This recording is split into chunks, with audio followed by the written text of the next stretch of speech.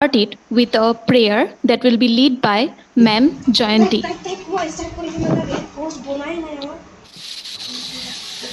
Good morning, everyone. So, before we begin the webinar, let us pause for a while and ask for God's blessing to shower. Let us ask for God's blessing to shower His blessing upon each one of us with a prayerful video.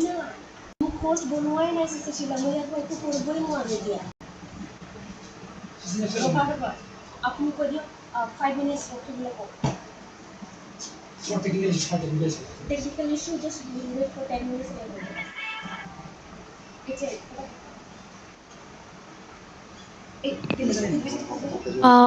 I would like to inform you that there is some technical issue, so we will just wait for 5 or 10 minutes.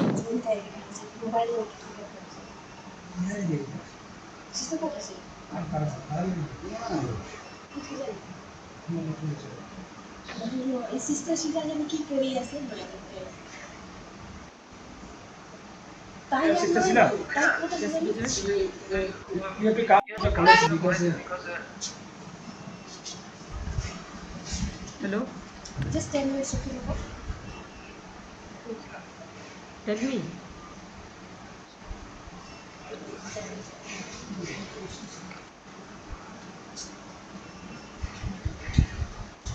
Father, good morning, Father. Call for yes. Yes. Yeah, Father Matthew is joining with us. Okay, Father.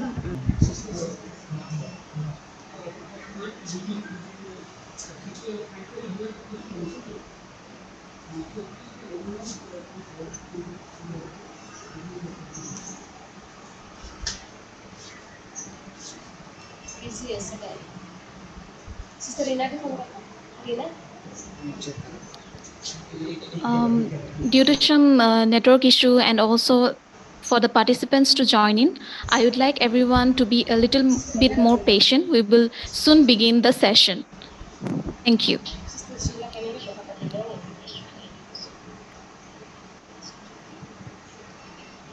Sister Rina, can you just go to Sister Sheila's room? And where you have just check whether in mobile or laptop and just go to the go to the participants and right click them. Yeah. And well, I'll tell you, if it's for she's not receiving my call, I don't know why.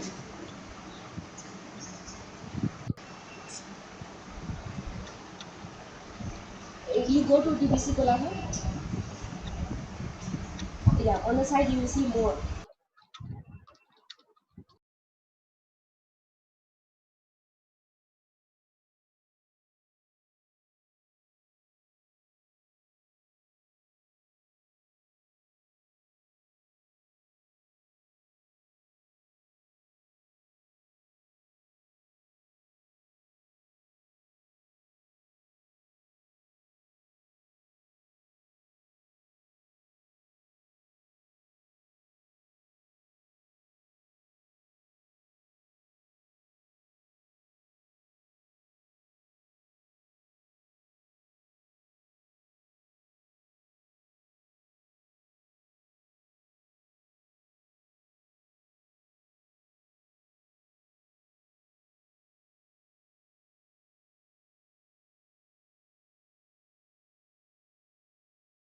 Can you hear me? Yes, Father. Hello, am I audible? Yes, Father. Yes, Father, you are audible. Yes, Father. Yes, sir. So shall we start now?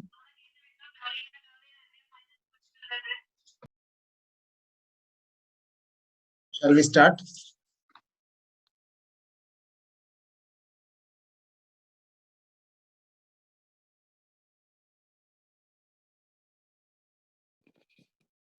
Okay, thank you for being patient with us. So now we will begin our session with the prayer that will be led by Ma'am Jayanti. Good morning to everyone. So before we begin the webinar, let us pause for a while and ask for God's blessing to shower upon each one of us with a prayerful short video.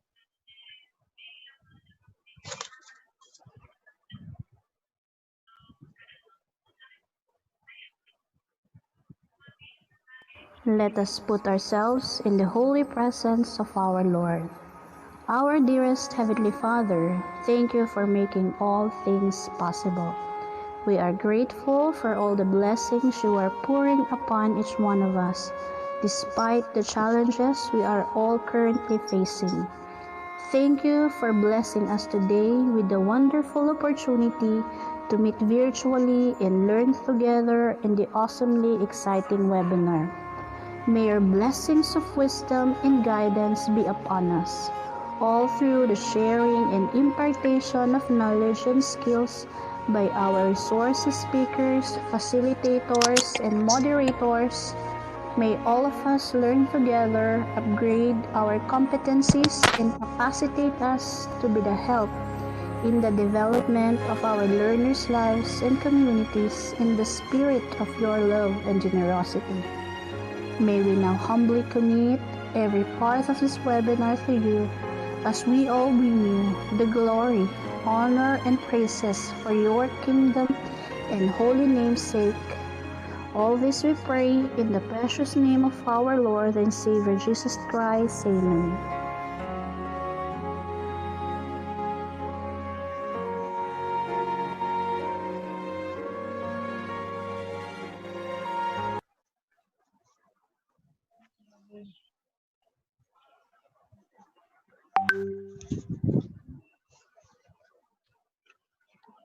Thank you, Ma'am Jayantina. So once again, good morning to everyone. I, Hina Saikia, Assistant Professor, Department of English, on behalf of Don Bosco College, Golaghat, welcome you to the 3-day national webinar for the students and the faculty organized by the IQAC of Don Bosco College with collaboration with Mariam College, Kutikanam. So today is the first day of our webinar, and today's topic of discussion is COVID-19 and role of the state in the context of India. For today, we will be having two sessions with two resource persons. And if the participants have any queries, you can ask your question in the question answer session. So, without any further ado, I would like to welcome our Father Principal, Father Dr. Polikarp Khalko, who is a PhD holder from Rajiv Gandhi Central University, Arunachal Pradesh in 2014. He's a master degree in philosophy from the Vyadan Salesian Institute of Philosophy. He has also worked in many institutes and he is also a member of Rotary Club Golaghat.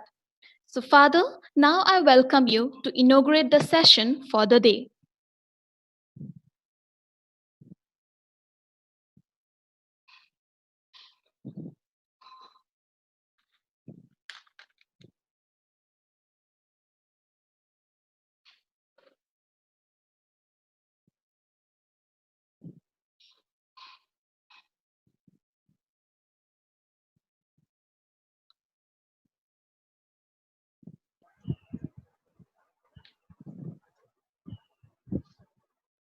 Hello, good morning to everyone.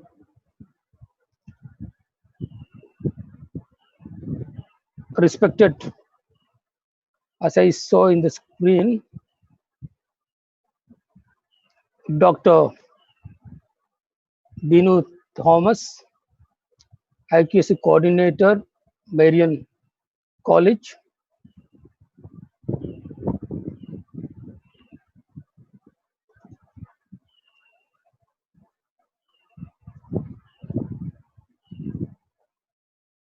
Hello, am I audible? Yes, Father. Okay. Yes, sir.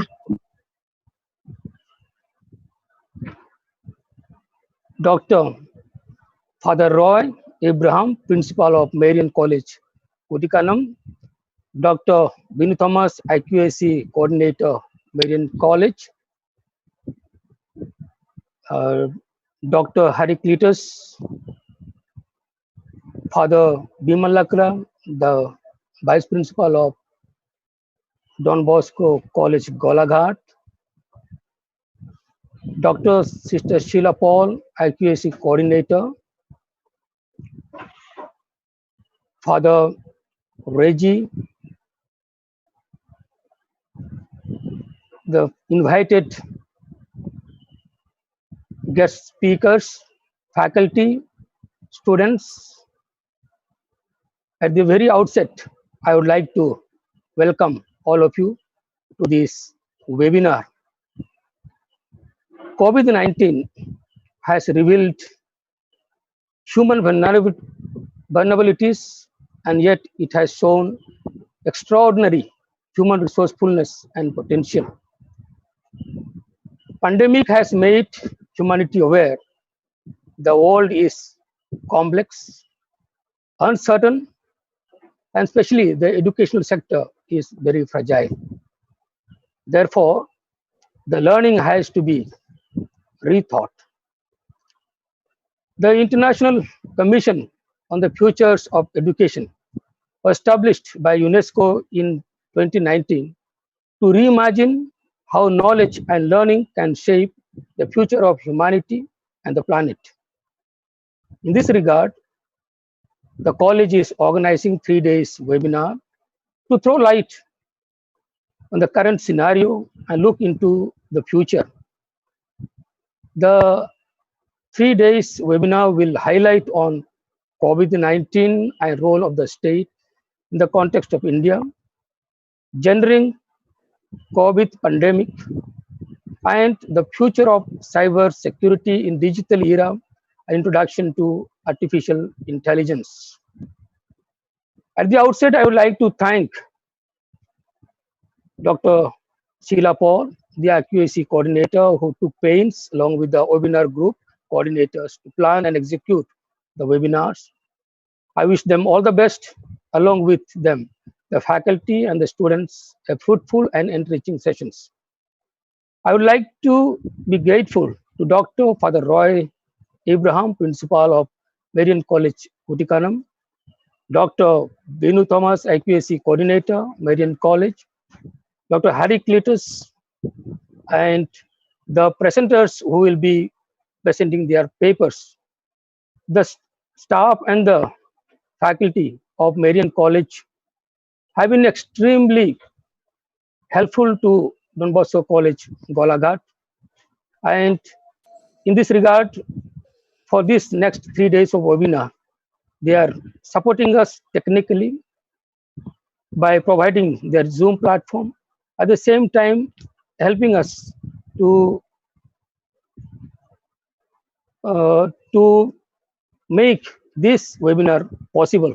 They're helping us to go through NIC, which is our next target. And I would like to thank in a very special way all of them. Dear students and faculty members, I wish you all the best for this webinar.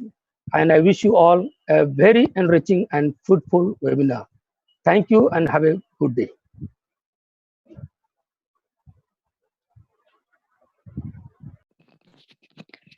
Thank you, Father, for inaugurating the session. And now I would like to introduce our keynote addresser, Reverend Dr. Reggie M. Cherian Pajur.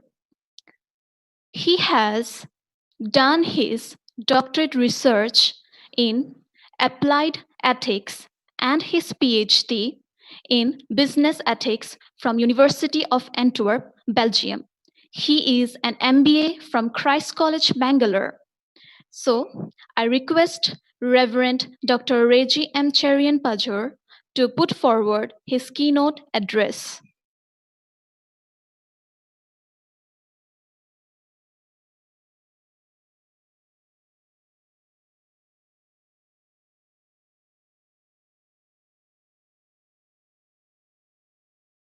Other mic is muted. I'm sorry. Can you hear me now? Yes, Hello? sir. Yes, yes. Yes. Yeah, good morning, everyone. It's a pleasure to meet you all this morning to discuss this beautiful subject, very relevant. COVID-19 and the role of the state in the context of India, or locating the state amidst the pandemic. Well, we see missing, state is missing, some people say. Probably that is the reason why you chose this subject, locating the state, for state's responsibility during the time of COVID-19. Well, national and international media are discussing world's pandemic management. Who handled the pandemic the best? Or who handled the pandemic the worst?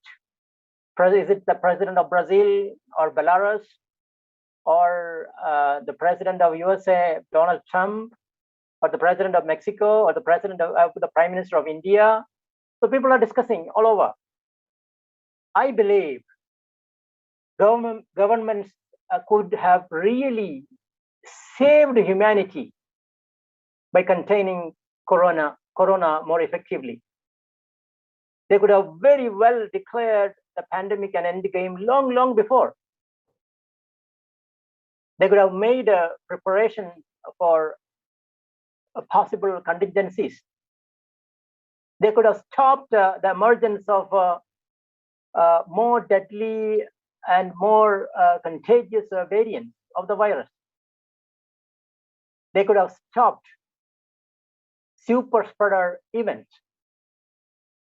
They could have stopped crowded outdoor political and religious rallies. They could have sent vaccine doses to all countries without starving own citizens. In fact, many countries, including ours, started well. Dealing with the first wave of the pandemic, probably many of us did very well, but then we became a bit complacent. We lost the sense of reality. We underrated the severity of the issue. And many politicians went on to politicize even pandemics all over the world. Some went on to capitalize on pandemics too, while people were dying on the streets. People who tried to take advantage of the situation over their rivals. Political leaders in the United States, Brazil, and many others, we heard, deriding COVID-19 as a little flu. In fact, some of them even declared that they won't wear a mask nor impose a lockdown, that they would not take the vaccine because of its side effects. And some of these leaders even interfered in their health ministries' administrative matters, such as clinical protocols, data disclosure, and vaccine procurement. Yes, many governments made very little effort to combat outbreaks in their countries. Some of them even downplayed the pandemic severity. This meeting is being recorded. So we hear people saying, don't believe the statistics. Even otherwise, we say statistics should not be believed. And when it comes to the pandemic reporting, very few people believe the statistics, because nation states, politicians, administrative officers, they want to downplay the situation of the pandemic. Many of them disregard science. You already have seen that. The statements they make, they misrepresent science, ignore critical health interventions like social distancing or wearing masks. Some of them even promoted aggressively unproven medicine. So this is a situation, and we have become the epicenter of the pandemic. Now, what is to be done? I remember Marian College, Marian International Institute of Management organizing my fight against COVID-19 as a year ago at the beginning of the first wave of the pandemic. So we were trying to showcase various things that could be followed. And we wanted to learn from what others were doing. So in the same way, we can now ask what is to be done. What should the various nation states or governments or states do? Without delay, I would say they have to focus on controlling the pandemic and putting the economy back on track at the earliest, considering the impact of the lockdown on the economy. Various nations, they have done quite a lot of good things. I know in the United States, people have received the checks to their accounts, not once, twice, thrice, to help the people. I think most of the people, all of the people got their checks. People who pay their taxes, they all have received checks not once, twice, thrice even. That's what I have heard. Countries trying to bail out their citizens from various ways. And in Kerala, we know our government has sent food kits and medicines to houses. Food kits distributed by the government, political parties, non-governmental organizations. And there are other countries that made people's lives easier, maybe cutting the price of the fuel, which will affect the life of the people, the total lives of the people. So we can do a lot more things. Our government can do a lot more things to make life of the people a bit more comfortable. So I congratulate all of you for choosing such a beautiful, beautiful subject. And this is to be discussed. It's not a matter of political correctness. It's a matter of people's lives.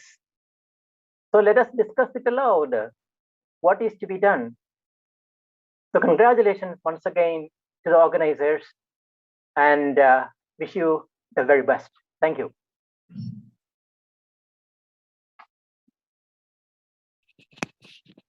Thank you, Father, for addressing the issue, and thank you for telling us what is really needed in this time of pandemic. So now we have felicitation by Dr. Vinu Thomas, who is the IQA of Mariam College. He has done his PhD in computer science.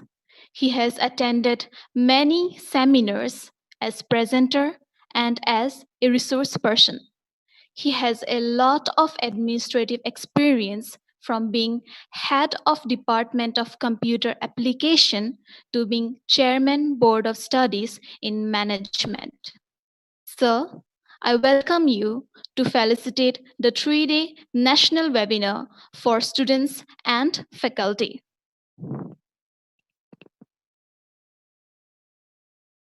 A warm good morning to all the participants. Respected and dear Father Polycarp, Principal of Don Bosco College, Assam, and very respected and dear Father Matthew Padu, the Principal of Marian International Institute for Management, Reverend Sister Sheila Paul, IQAC Coordinator of Don Bosco College, Assam, and eminent speakers for this webinar, teachers of Don Bosco College, Assam, other teachers participating in this 3 days webinar, dear students of Don Bosco College. So a good morning and a warm welcome from Marian College, Kuttikanam. This is a unique kind of association. 2 colleges separated almost 3,500 kilometers from the northeast to the southwest. And our association shows the physical distance and all the constraints we have is nothing when we have the determination and the mindset to associate and to have more fruitful activities. So I was just going through the type of activities we conducted last year, and almost 23 programs we could organize, and that too separated. We are separated across a country, and all these activities were really fruitful. And these associated activities, I could really say, give a name for Marian College and also for Don Bosco College, Assam. And if you think about other colleges in India, the colleges in India, prominent colleges of India, now they are aware of the existence of such Marian College and Don Bosco College, Golaghat, due to our associated activities. We could organize so many programs that too relevant and timely needed programs we could organize. And this 3 days program also, it is very relevant, and I am very glad to congratulate the IQAC of Don Bosco College, Assam, and also Father Polycarp for leading the show and locating the role of state, especially in India, is very relevant because the people are dying and people are looking forward for a good leadership where they can trust to overcome this pandemic. And many orphan children are now looking forward helplessly because their parents are no more. And in that case, the role of state is very significant, and we need to redefine the role of state. And we are looking forward as very supportive and considering rulers and the state so that the people of India will be able to overcome this pandemic. So the theme for this seminar, starting from identifying the role of state to the role of artificial intelligence. And this is also very significant because this pandemic, in a way, it is leading to a revolution in digital era because we are moving towards many digitization in the field of education, in the field of medicine. We hear a lot of digitization, and artificial intelligence is going to take place. It is going to take over a leading important decision-making role in education and in medicine sector or in banking, wherever where human really depend on the online platforms. So that is also very relevant in this particular era of digitization due to COVID. So once again, I congratulate the organizers for organizing such a relevant and timely topic. So wish you all the best for the successful conduct of this program. Thank you.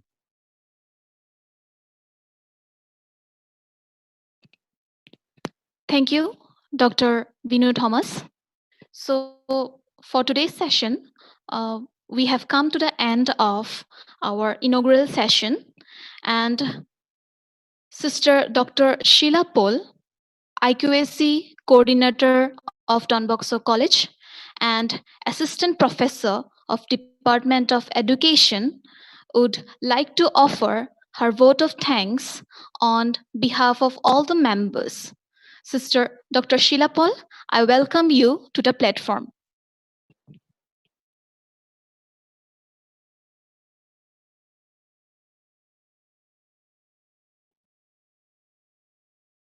Thank you, Ma'am Hina. Good morning, everyone. On behalf of Don Bosco College, Golaghat, Assam, I am extremely delighted to express and extend a word of thanks for the inauguration of the 3-day National Students Faculty Program in this virtual platform. At the outset, I would like to thank our distinguished and honorable personalities for blessing and inaugurating this webinar to make a successful academic event. We acknowledge and appreciate Father Dr. Polycarp Kharko, Principal, Don Bosco College, Golaghat, for inaugurating and blessing this National Students Faculty webinar.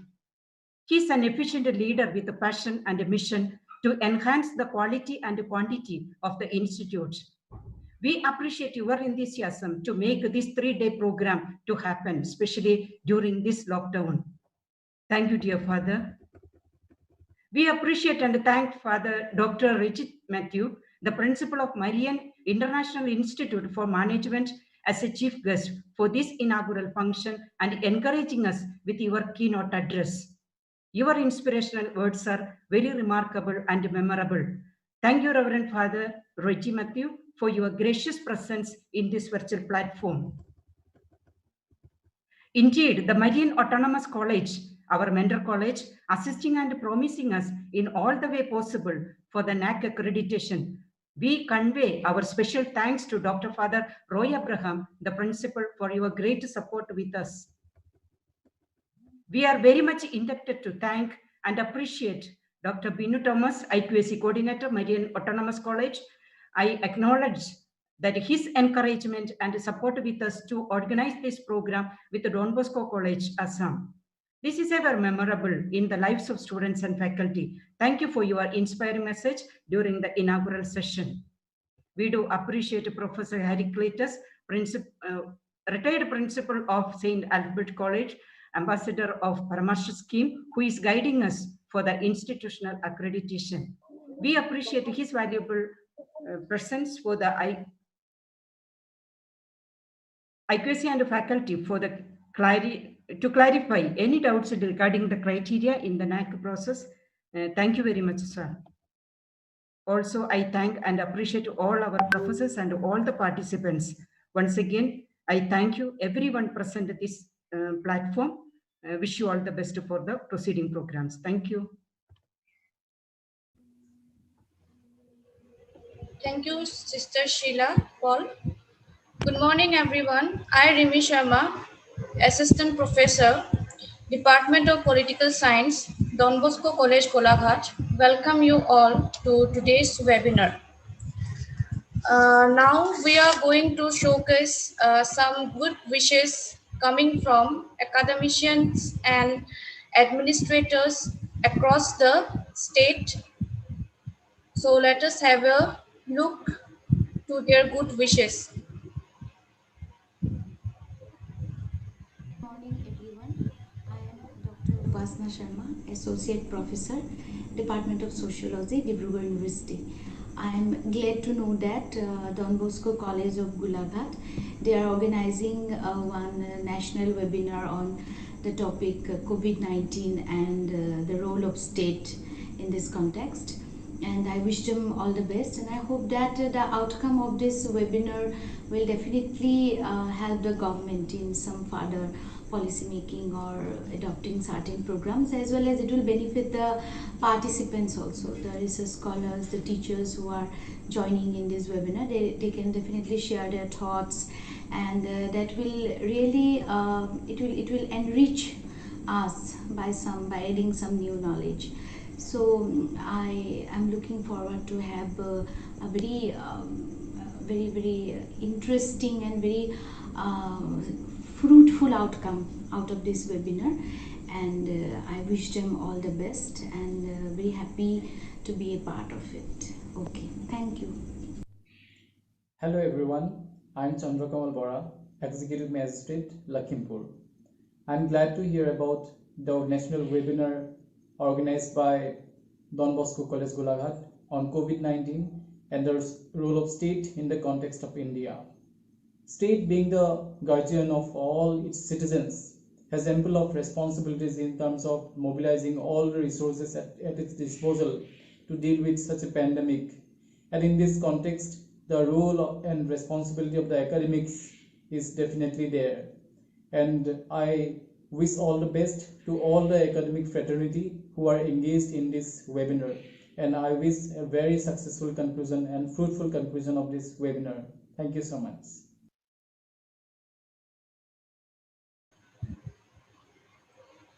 Thank you all of you for showering lots of love.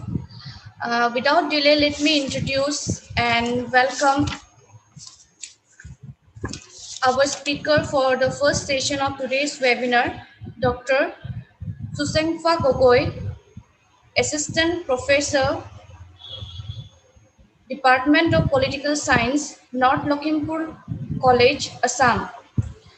He has been working on the rights and plights of marginalized people in the state of Northeast India.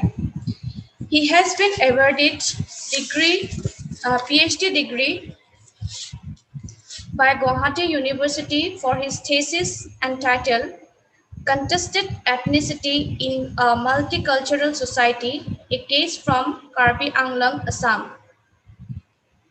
He has extensively published research papers in many national and international journals. He has 2 research projects to his credits sponsored by UGC and UNESCO respectively. His areas of interest are social movement, rights of marginalized communities, social inclusion and exclusion, Northeast politics, ethnicity and ethnic conflicts, and South Asian politics. Welcome, sir. We are very happy to have you amongst us. So now I hand over the session to you.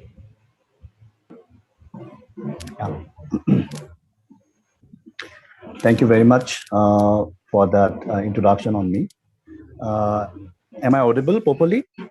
Yes, sir. Okay.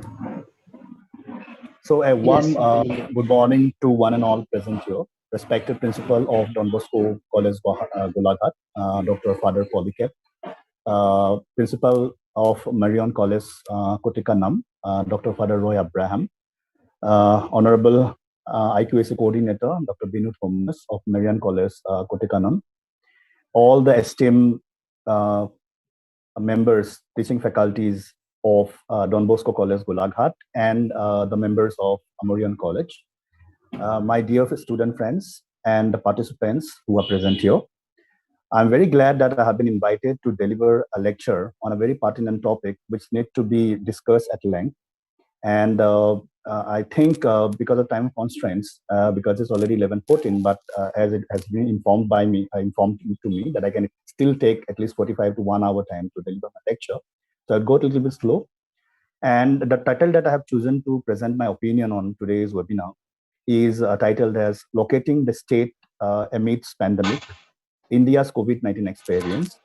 So before I start my presentation today on this very pertinent topic, I would like to thank Dr. Father Roy Abraham for loosening my burden of presentation on some of the important aspects of today's topic that I have chosen to deliver, because he has very beautifully and very pinpointedly talked about what ought to be happened in future and what is the role that has been played by the state.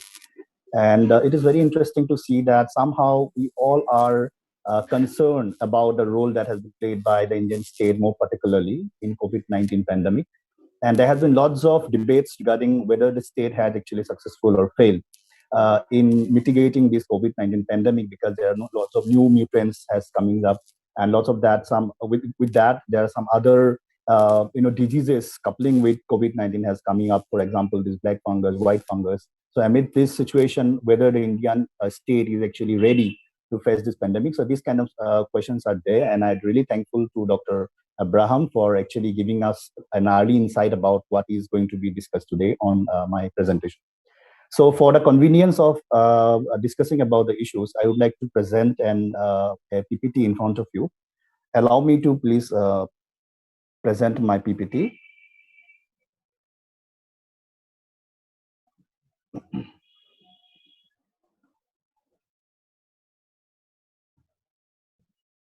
Please let me know if my PPT is visible in front of you.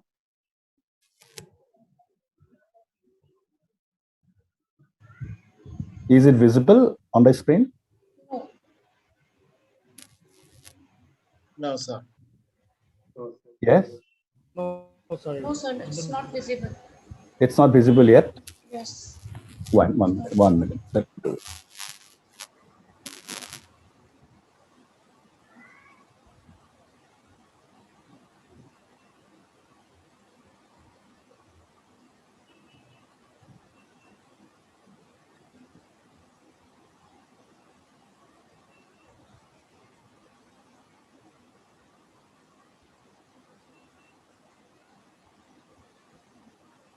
Now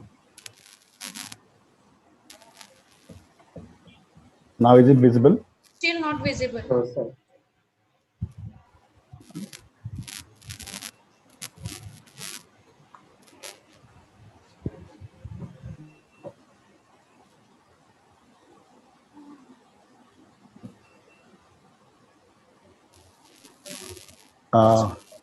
So you have the permission to share your screen?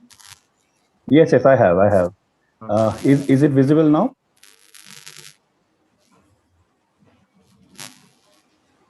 No, it's not visible. Visible.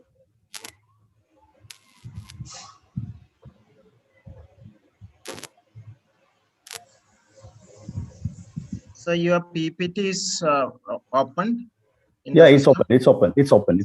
So is whether it is listed when you go for share screen? Yes, it is listed, but it was showing display over other apps when I started sharing the screen. So there's a popping up message coming up, display over other apps. So there I have chosen this MI Doc Viewer. Then an option comes like allow display over other apps. So I have allowing it. So when I'm allowing it, then it should come. I mean, otherwise it comes. Yeah. So is it coming? Can you see the screen?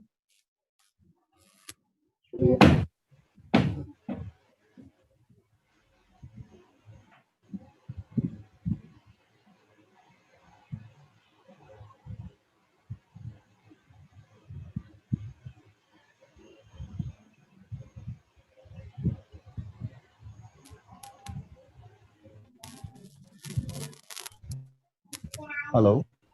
Hello. Yeah. Is it coming? No, sir. No, sir.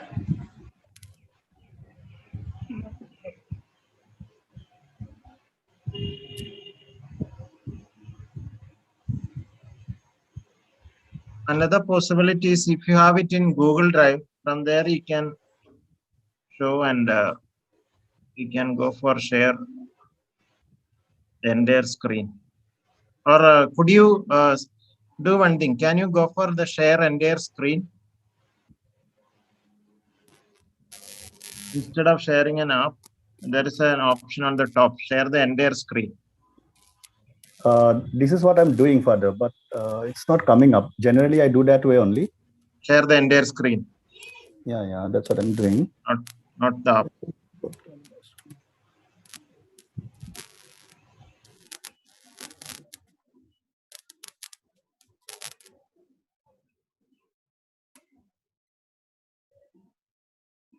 Is it coming now? Yeah, it's coming.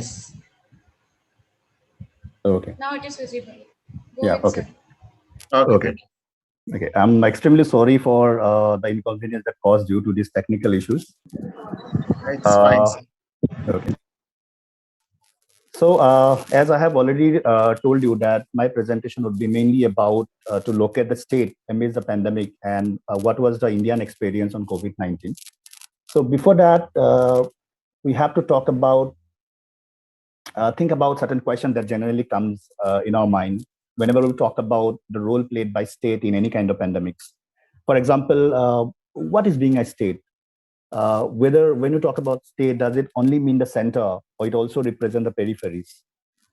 Whenever we talk about state, like for example, when you talk about India, does the Indian state, it is facing some kind of a durable disorder amidst COVID and a governance failure? Or to whom should the citizens look at this time of despair? Whether the sovereignty of the state is a privilege? How state suddenly become important actor in public life, which is shrinking due to globalization? And does it implies we are going back to the state? Or does it mean globalization has failed? So these kind of questions are generally coupling in our mind, whenever we talk about a role of a state in any kind of a pandemic. And to answer this question, we have to first theoretically find out how the state has relevant in day-to-day life of an individual.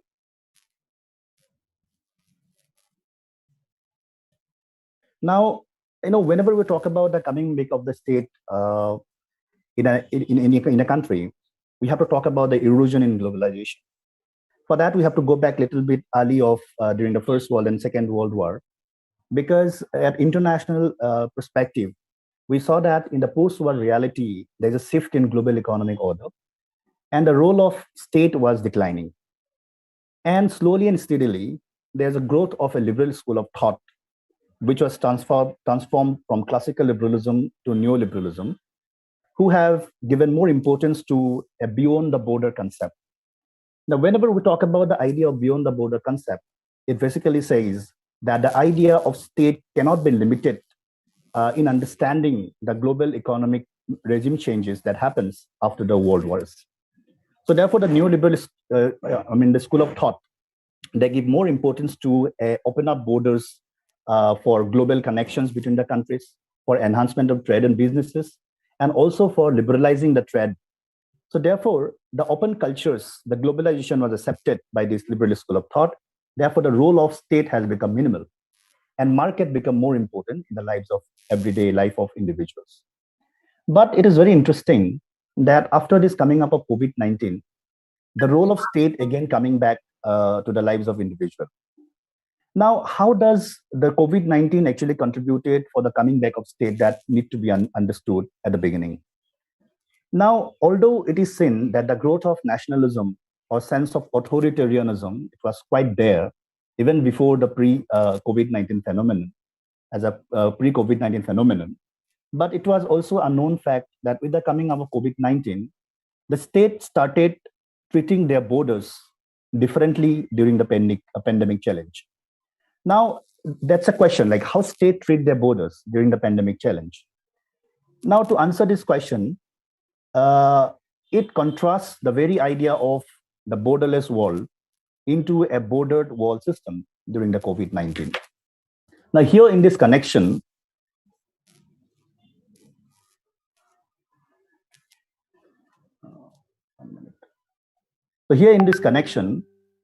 how the state responses to the pandemic, there's a very important work recently published by two renowned authors, Michael Kenwick and Beth Simons. They wrote a piece of article called Pandemic Response as Border Politics. In that particular article, they were talking about the border orientation. Now, within this border-oriented politics, state has suddenly got an important role to play in global politics, not only in the global politics, but also in the national politics. So in this article, they have suggested that when the pandemic started, there was a sudden border closure. Almost all the states of the world, they have started initially disconnecting themselves from the outer world. So it is simply because of the fear of getting trapped by the virus that spread it like anything. So this border closure has shown us that pandemics are imbued with the politics of bordering. So this early understanding of how the states are started getting momentum amidst globalization, they have to talk about their own protection. They have to talk about their security of their own native people. So therefore, there was a bordering that was going on. So this pandemics or the COVID-19 pandemic in particular, it reflects the growing anxieties about border security in a modern international system. So therefore, the borderless world, the idea of borderless world, which was developed after the coming up of liberalization, privatization, and globalization, it was quite challenged by the epidemic called COVID-19, and the state become an important role, played an important role in eradicating the problem of COVID-19.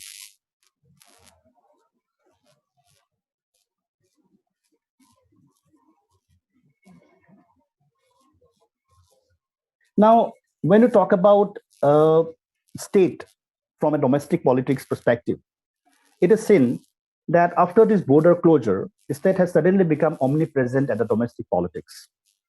Now, the fate of the nation, it lies mostly in the hands of the state rather than the market.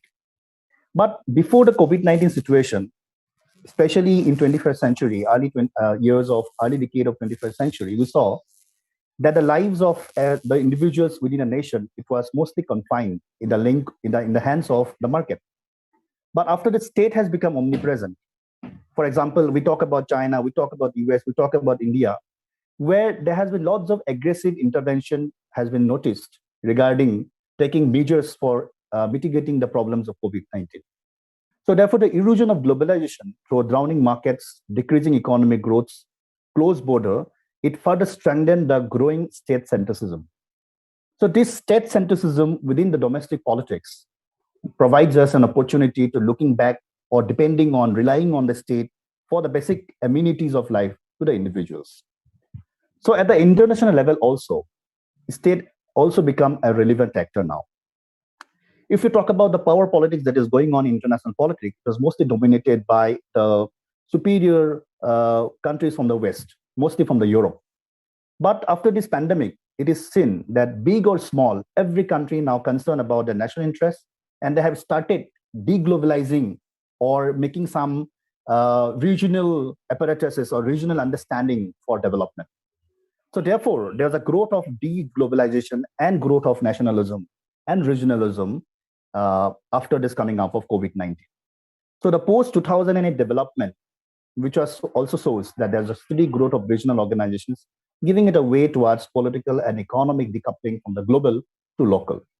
Now here also, we can see that after the pandemic, India's relationship with the neighbors, mostly with Bangladesh, with Pakistan, with Nepal, with Bhutan, and also at some degree with China in the last couple of months development, it has also steady in a positive way. So therefore, state has become or revived its importance in international politics, also in the domestic politics.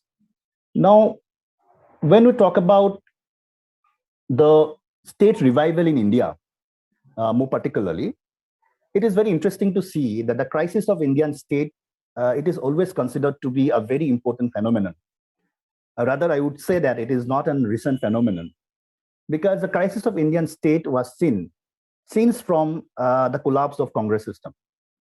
Now in India, we saw that after the collapse of Congress system, there was a legitimacy crisis over the state. There has been lots of hues and cries among the public. People from different states, different regions started demanding for their own homelands, demanding for recognition of their state cultures, recognition of their own languages. So therefore, there was the idea of nation, which was in making after the independence, it has faced a serious setback. Now, after that, it was seen that during 90s and until this 21st century, even today, this legitimacy crisis of the state was seen in a large number. Because from 90s, we saw that there was a coalition trend that started at the center. NDA, UPA, again NDA, then UPA, then NDA. So there was a trend of coalition which also shows the declining legitimacy of public on the national level political parties.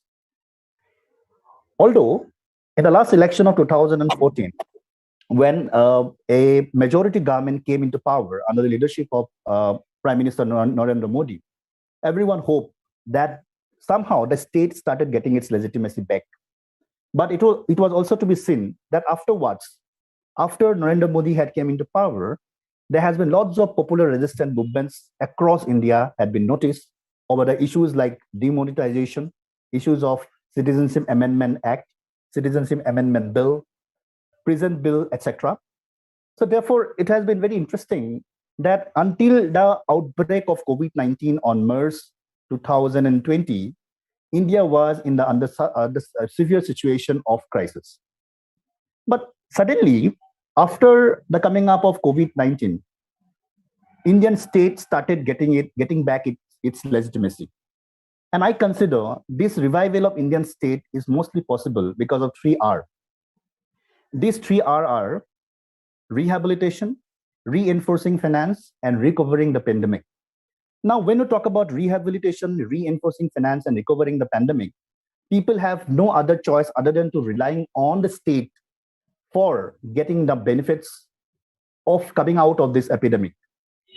Now, it is seen that if you look at the India's demography, more particularly from an economic perspective, most of the people who are engaging in manual workings, for example, working on industries, working on trades, daily wages, it composed of 95% of total workers strength of people of India who are working in the informal sector. So there was a serious risk after sudden lockdown was declared, they have to rehabilitate it.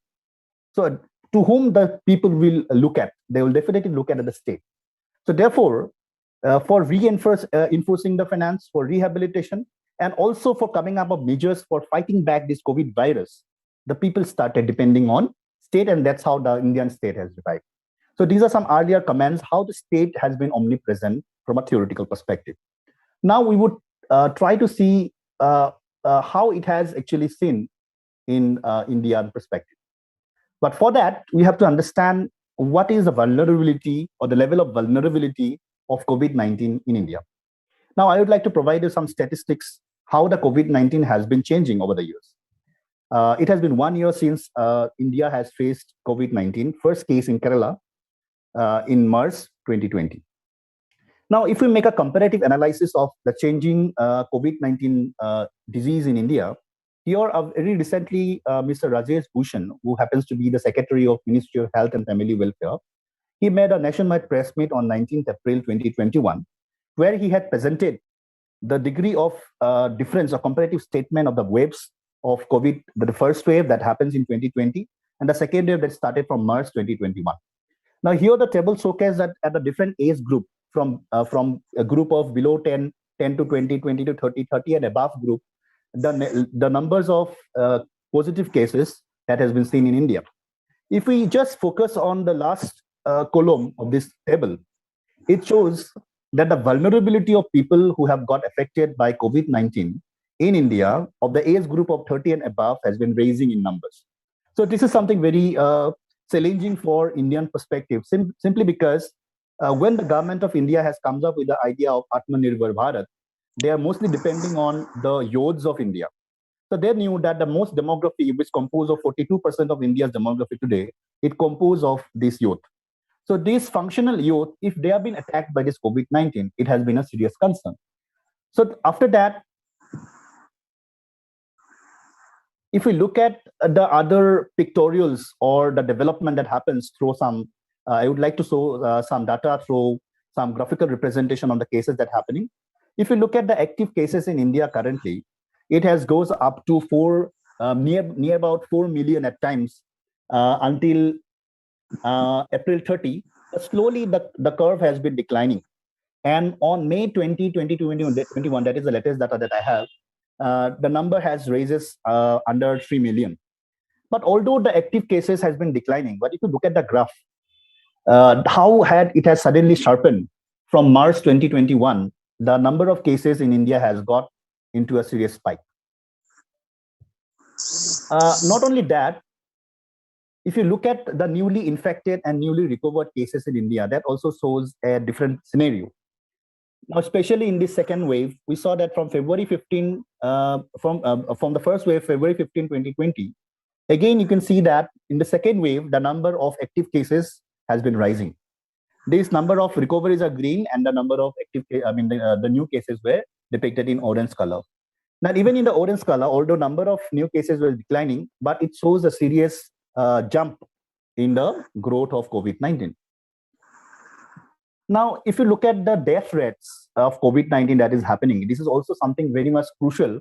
Although the many departments of the government are claiming that the COVID-19 of the second wave is same as of the first wave, but if you look at from the rates of deaths, it is something very alarming. If you make a comparative understanding, then we can see that in the month of August, last part of August and early part of September, the number of death people in India was around below 2,000 per day. But if you look deaths in India on due to COVID-19 goes up to 4,000 per day. Now, this shows the severity of COVID-19 in the second wave. Now, if we have to talk about the current situation of COVID in India, now let us talk about the India's national positivity rate. In India's national positivity rate, it was seen that on and around 21% of Indian population has been returning COVID positive. And out of 734 districts of India, 533 states of India have been reported positivity greater than 10%. 26 states have getting 15% positivity. Then 9 with over 25%, and 10 states of India has getting over than 20 to 25% positivity. This is something very much alarming from the health perspective of India. Not only that, although many people are hoping that after coming up of this vaccination, maybe the cases of COVID-19 to be controlled, but the flattering vaccination drive, even after the flattering vaccination drive, it was something which is not in favor of the public, it seems. Because on April 12th, India has administered 3.7 million doses of vaccine. But after April 26th, it has again failed to administer over 3 million doses a day. So ever since the vaccine drive was expanded to all adults over 18 on May 1st of 2021, the maximum number of daily doses administered has been 2.4 million. Now, if you make a comparative understanding that how it has started from 3.7 million, declining up till 2.4 million, it shows that the vaccination is also not enough for surpassing the disease of COVID-19. And whereby daily new cases has added into more than 3,80,000 per day, and the death close to 4,000 a day. So therefore, the situation is very alarming. In addition to that, there has been lots of oxygen crisis all over the states of India, where the states are demanding for oxygen supply from the center. With that, there has been reported cases of bodies surfacing in the Ganga in the stretch of Uttar Pradesh to Bihar. Now, it showcases that we all are under pressure right now. The entire mechanism of health, entire mechanism of security in terms of social security, health security, economic security are put in the question of stake. Now, what could be the answer to this? So currently, most of the people are demanding that there must be a national level lockdown to be reimposed. But by looking at the economic condition that we all are in, I think it's not a possible solution to this. So therefore, the government of India did not come up with a national level lockdown. But no fewer than 18 states, they have imposed various grades of lockdown or curfews. For example, if I'm not misinformed, Delhi is under lockdown. Maharashtra is under lockdown for a couple of months now. Then Kerala I also heard that it is under lockdown. Assam, although we do not have lockdown, but it has some kind of a curfew arrangement. So from 12 o'clock in the afternoon until 5 o'clock in the morning, there is an curfew under Disaster Management Act. So therefore, the states are trying their best in order to mitigating the COVID-19 crisis. Now here, with this background understanding of how COVID has been spreaded in India, we have to talk about how the Indian state has responded towards the COVID-19. Now, for understanding of how India has responded towards COVID-19, I would divide the initiatives taken by the state into two phases. That is the first wave initiatives taken by the state and the second wave initiatives taken by the state. Now, for better understanding, the contributions made by the state for resolving the problem of COVID-19, there are certain areas where the government of India has worked on. For example, physical front, fiscal front, monetary policy front, state actors and non-state actors. So government of India on these 5 grounds, they were taking initiatives for mitigating the problems of COVID-19. So we would be discussing about them one by one. I hope I'm audible enough. Yes. Okay, thank you very much. Yes. Now, when we talk about the physical front first, during the first wave, and we remember the first wave started from March 2020 and until September, October 2020. During this time, the government of India has come up with different kinds of physical provisions that has been made.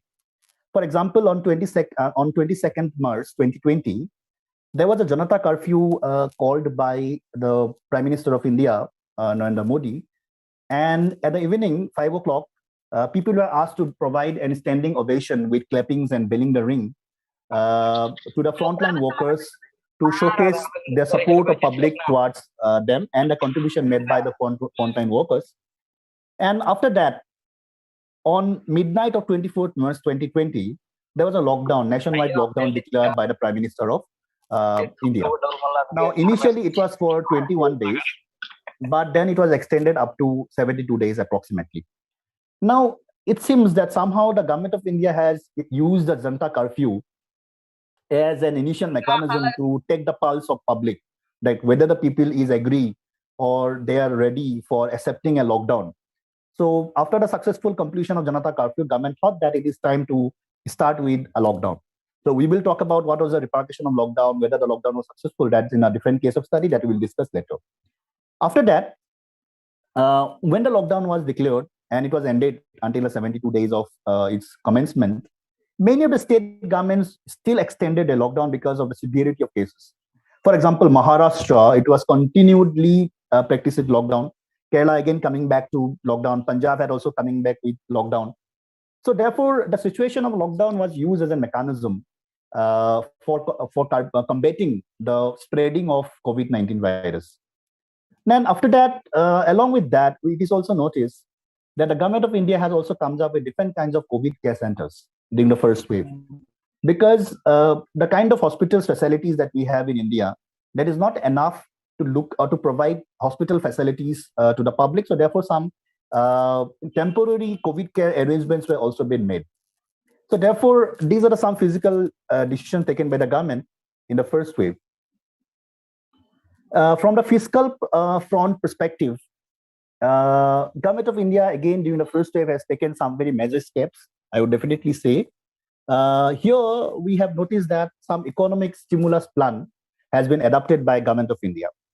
The Honorable Finance Minister of India, Mr. Sitharaman, she has comes up with three important economic stimulus plan adopted during the first wave. The first one I called it as Atmanirbhar 1.0, and it was on 26th of March 2020. The Finance Ministry has declared a Pradhan Mantri Garib Kalyan Yojana. And this particular financial decision, which is at the fiscal front, it has sanctioned around 1.7 lakh crore rupees for fighting back this COVID-19. And it covered some areas like, for example, insurance cover for 50 lakhs per head health worker, free food, 5 kg of wheat or rice, 1 kg of preferred pulses to 800 million poor people for the next 3 months, 500 per month for the next 3 months to 200 million women under Jan Dhan account. Increase in MG and Rega wages to rupees 202 per day to from 182 per day. Rupees 1,000 to 30 million poor senior citizens, poor widows, poor disabled with ex gratia payment. And front load rupees 2,000 to 87 million farmers under the Pradhan Mantri Kisan Yojana. So these are the initiatives taken under the economic stimulus plan number 1, Atmanirbhar 1 on 26 March 2020. After that, on 17th May 2020, the government again comes up with the second stimulus plan, that is called Atmanirbhar 2.0. And this particular stimulus plan also provided 20.7 lakh crore of grants to different sectors of economy. So it mainly giving collateral-free loans to MSMEs, ration cards usable, sanction ration card usable anywhere, credit facilities to the public. So these are the two economic stimulus plan taken in the first wave. Followed by that, there was a third economic stimulus plan, which the government of India has comes up on 28th November 2020, and it is called as Atmanirbhar 3.0. It covered around 2.65 lakhs crore rupees of financial grant. So this finance was also announced by Finance Minister Sitharaman as a new Atmanirbhar Bharat Rozgar Yojana. So under this Atmanirbhar Bharat Rozgar Yojana, she said that there is an emergency credit line guarantee scheme, which is extended till 31st March 2020. Then 1.46 lakh crore boost manufacturing sector with production linked incentives for 10 sectors. 18,000 crore additional outlay for Prime Minister's Awas Yojana. Support for construction and infrastructure. Demand booster for residential real estate sector with income tax relief for developers and home buyers. Extending support to the agriculture sector.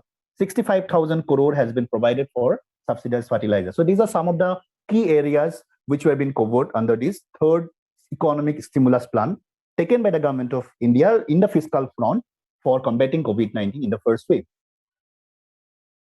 Along with this fiscal front, there was also a monetary policy side. Now, on 27th of March 2020, the Reserve Bank of India, the Governor of Reserve Bank of India, Shaktikanta Das, he has announced a huge loosening of policy. Now, this huge loosening of policy has reduced the policy repo rate by 75 basis points to 4.4% and the reverse repo rate by 90 basis points to 4.0. The purpose of this measure, it was basically to reverse the repo rate so that the banks could deposit the funds for the banks to passively deposit the funds with the Reserve Bank, and instead to use these funds for on lending to productive sectors of the economy. So it was basically to enhance the small sector businesses so that they can invest their money wisely and for their own benefits. So this was a monetary policy side, which was also seen in the first wave of COVID-19. Then come the state actors level. Now, whenever we talk about the state actors, we are basically talking about the three organs of the state, that is legislature, executive, and judiciary. Now, this is very interesting that maybe for the first time, the legislature, executive, and judiciary, they were working hand in hand in the first wave of COVID-19. The parliament and state assemblies were being closed. The executives are ensuring essentials are in place.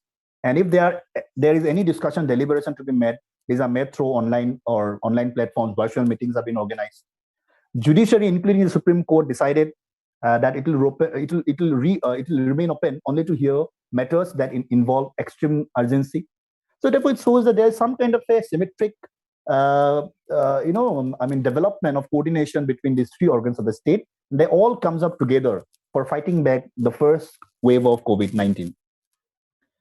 There is also another side of the combating the COVID-19 in the first wave, that is from the non-state actors' perspective.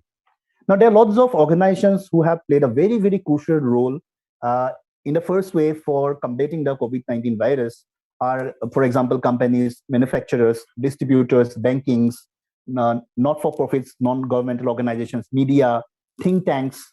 So they have all putting together their efforts for combating the COVID-19 virus so that it can not be, expanded to the second wave. So therefore, lots of initiatives have been taken that way during the first wave of COVID-19. So because of time constraints, I would not read out all the details of how these non-state actors also perform their responsibilities. Then come the second wave of COVID-19. Now, within the second wave, which has just started in March 2021, and now it is in May 2021, again, here also, we can understand the initiatives taken by the state under these five-fold initiatives of COVID initiatives: physical front, fiscal front, monetary policy side, state actors, and non-state actors. Now, here, when you talk about the physical front, there are some very changing dynamics have been noticed in the second wave. Now, unlike the first wave, here the government did not come up with a national level lockdown or national lockdown. Rather, there has been lots of clustered lockdown has been declared. Now, this clustered lockdown is not an initiative taken by the center, but it is now the responsibility has been taken out by the state. Now, this is very interesting that in the first wave, the physical front was mostly dominated by the state from the central perspective. But at the second wave, the physical front was mostly dominated by the state from the peripheral perspective. Now, for example, all the states, whether it is Kerala, whether it is Assam, whether it is Punjab, Delhi, all of them, they were trying best use of their own facilities to provide benefits to their own natives. So therefore, some kind of a clustered lockdown was noticed. Night curfew was also been launched. As a physical front, there is another very important initiative taken by the government of India, indeed, is a health e-governance mechanism. After the COVID vaccination was under process, there is a online platform created by the government of India to look at how the vaccination drive has been done smoothly. A software or app was been designed called CoWIN, by which the people can have access for booking of the slots, registering themselves, and looking at when is the second dose is scheduled. So that kind of arrangements have been made through e-governance mechanism of health. Then vaccination centers have also been organized to provide vaccination to the public. Now, from a fiscal front perspective, this is very interesting that when the first first wave of COVID-19 had happened, just after the coming up of cases in India, within 20 days, the government of India has come up with first stimulus plan. Now, with the severity that we had seen in India with the second wave of COVID-19, from March to until now, we are in the last part of May, the government of India did not come up with any kind of fiscal declaration till now. Whereas India has already submitted their budget for the 21-22 session, but it does not include any stimulus plan for reviving the economy of India. So this is something which is very new at the second wave. That means the government is not doing enough from the fiscal perspective. Not only that, very recently a report was been published by Ajim Premji University. They have made a financial statement that what need to do regarding the fiscal front, and they have suggested that to fight back this COVID 2.0, the government need at least 5.5 lakh crore stimulus plan. And if this speculation is not being made, then the government of India is going to face a real harsh economic challenges. So therefore, this statement made by Ajim Premji University is a point where we can see that the government of India must comes up with new economic stimulus plan. From the monetary plan policy side, it is noticed that on 5th of May 2021, the Reserve Bank Governor Das has declared that RBI, a fresh monetary plan policy was declared to tackle the COVID 2.0. Now, within this particular initiative taken by Reserve Bank of India, he has announced a term liquidity facility. Now, this term liquidity facility, it covers around 50,000 crore to ease the access to emergency health services. So here the finance ministry, other than the finance ministry, Reserve Bank has been doing their responsibility for providing economic facilities. Now we have to see how much this money has been utilized for development of the small scale, micro level, unorganized small industries in India. Now within this particular policy taken by the Reserve Bank of India, it basically provides a long-term repo operations, which is called as SLTRO, that is special long-term repo operation for the small finance banks, which primarily lead to lend to macro, unorganized, and small industries. So therefore, this money was mainly meant for helping out the micro, unorganized, and small industries. Now, this is the monetary policy side for the second wave. From the state actors' perspective, here there are two state actors which need to be discussed at length. The first one is the Election Commission. It is simply because we know that even amidst this COVID-19, there were some elections for the state assemblies were being organized.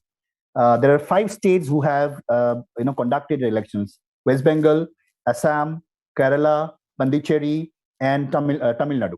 So these 5 states, they have actually organizing their elections. Now, it was the responsibility on the part of Election Commission to provide mandate for how to organize the or to maintain the COVID protocol.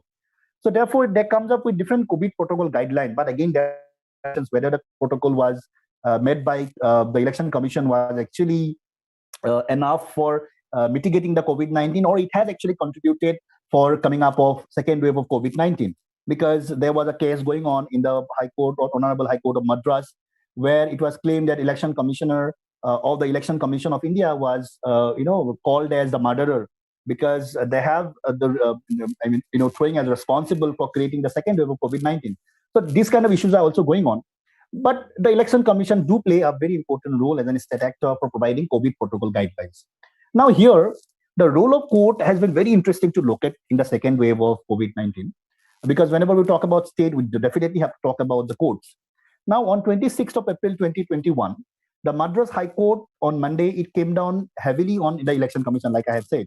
And they say that it is the only institution responsible for the deadly COVID-19 second wave in India, which is seeing today. Not only that, the other high courts like Delhi High Court, the High Courts of Karnataka, they have also ordered supply of O2, that is oxygen, to their respective states from the center.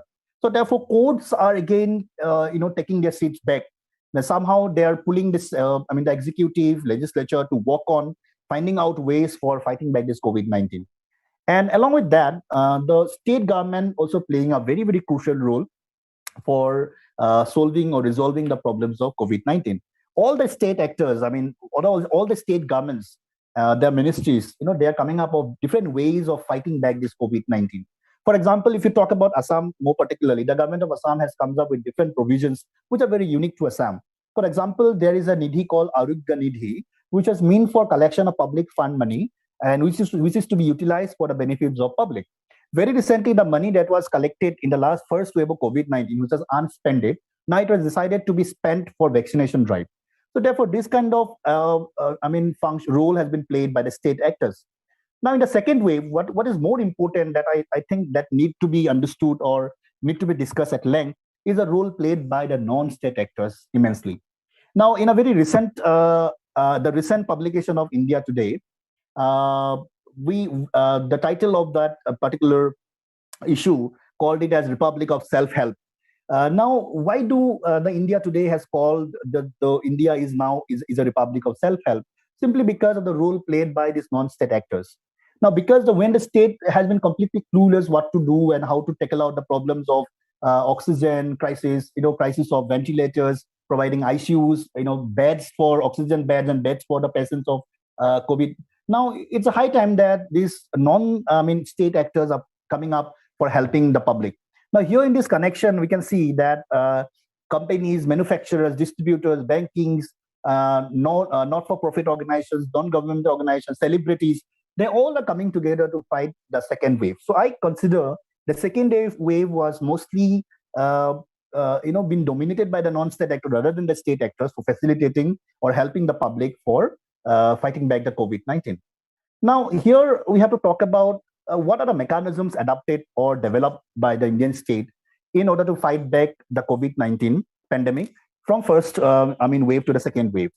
Now, there are lots of new mechanisms that comes up, and probably we are the first generation in India to face this kind of pandemic in our lifetime, because we never noticed this kind of pandemic at that seriousness.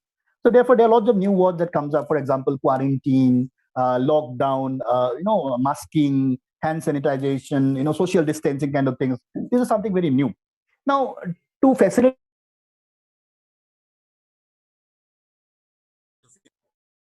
some of the important mechanisms are like, for example, containment zone, isolation center, Aribga Shetu app, IVR notification. Like whenever we call someone, there has been some IVR notification made, like how to fight back the COVID-19, what are the precautions that we need to take to aware the public. There has been some IVR notifications.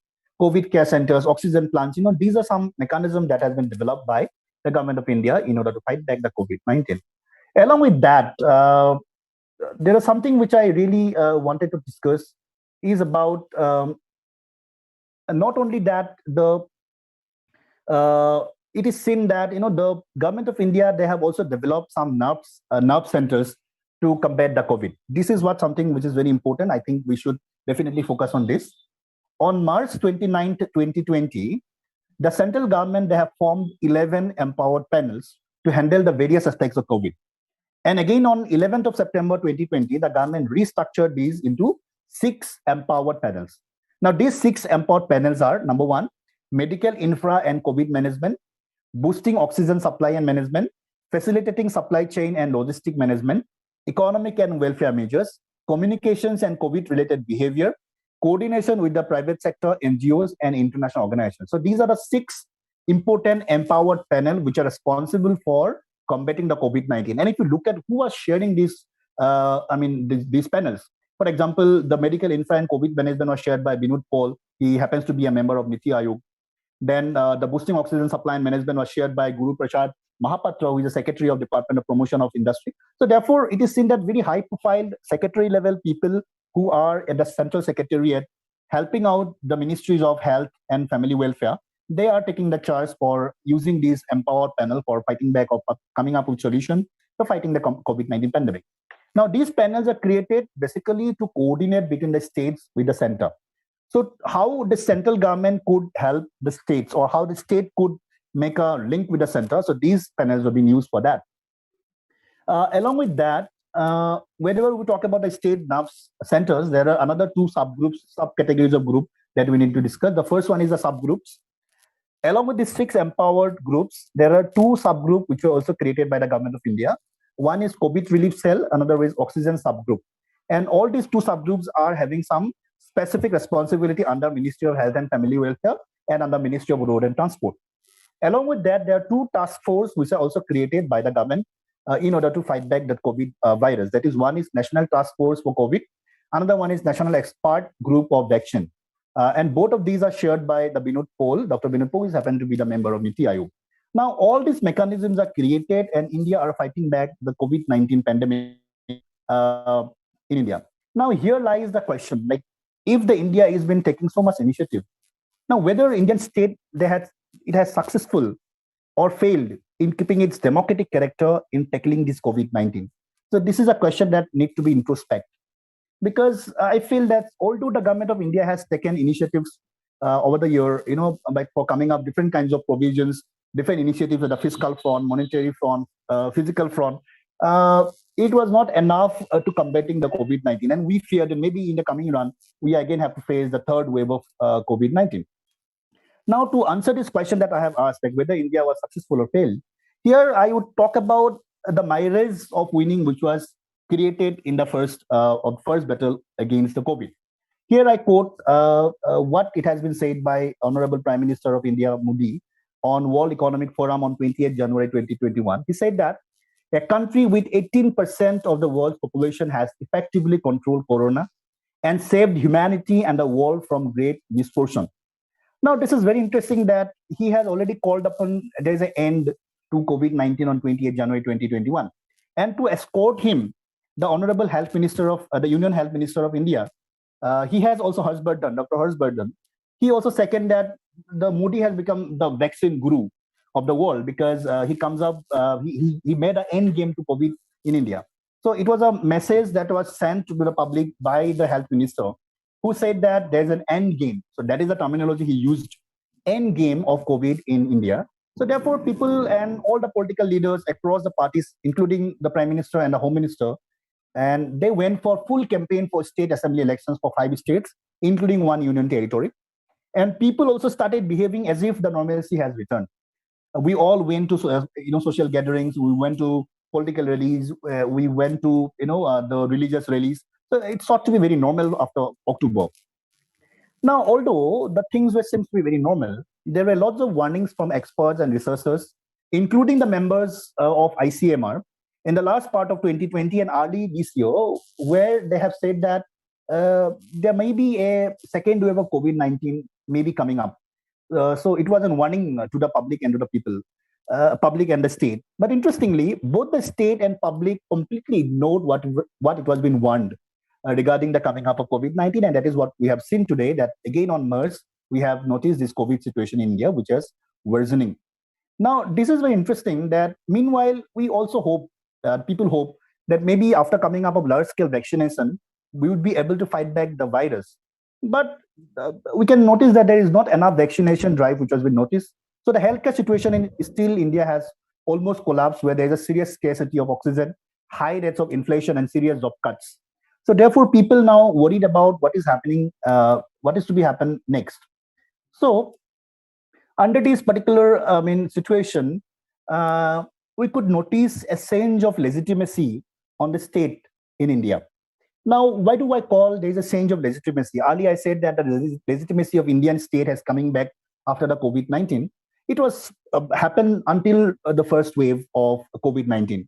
Now, during the first wave of COVID-19, as I have said earlier also, I told you that people were having a full support to the Janata curfew. People clapping and ringing the bells campaign. They participated in this campaign for clapping and bell ringing campaign for the frontline workers. Then people obliged their lockdowns. They adhere the rules for COVID protocol. So therefore, people were quite supportive or providing their habitual legitimacy towards the state. But during the second wave, the situation has been changing, and there could be a change of legitimacy have been noticed. Now, during the second wave, we saw that lots of people were questioning regarding the political rallies. If you look at the social media, for example, Twitter, you talk about Insta stories, you talk about Facebook. In every social media, people were questioning about the political rallies, that the government is responsible, political parties are responsible for creating the second wave of COVID-19. Now, there's another very interesting development just noticed very recently, that NSUI, the state secretary of NSUI, he has launched a complaint in the Delhi, police station of a missing report of the Home Minister. Now, this rhetorically, it has a rhetorical value, because when you complain about a missing report of the Home Minister, symbolically does mean that Home Minister somehow is not taking care of his responsibility for providing services to the people. Now, these kind of issues need to be discussed at length, that how these issues are, it shows how people are not satisfied with the kind of initiative taken by the government. Not only that, the judiciary also intervened on the center's oxygen supplies to the state. For example, we have already discussed about how Karnataka, the High Court of Karnataka and High Court of Delhi has been issuing order to the center for delivering oxygen to the states.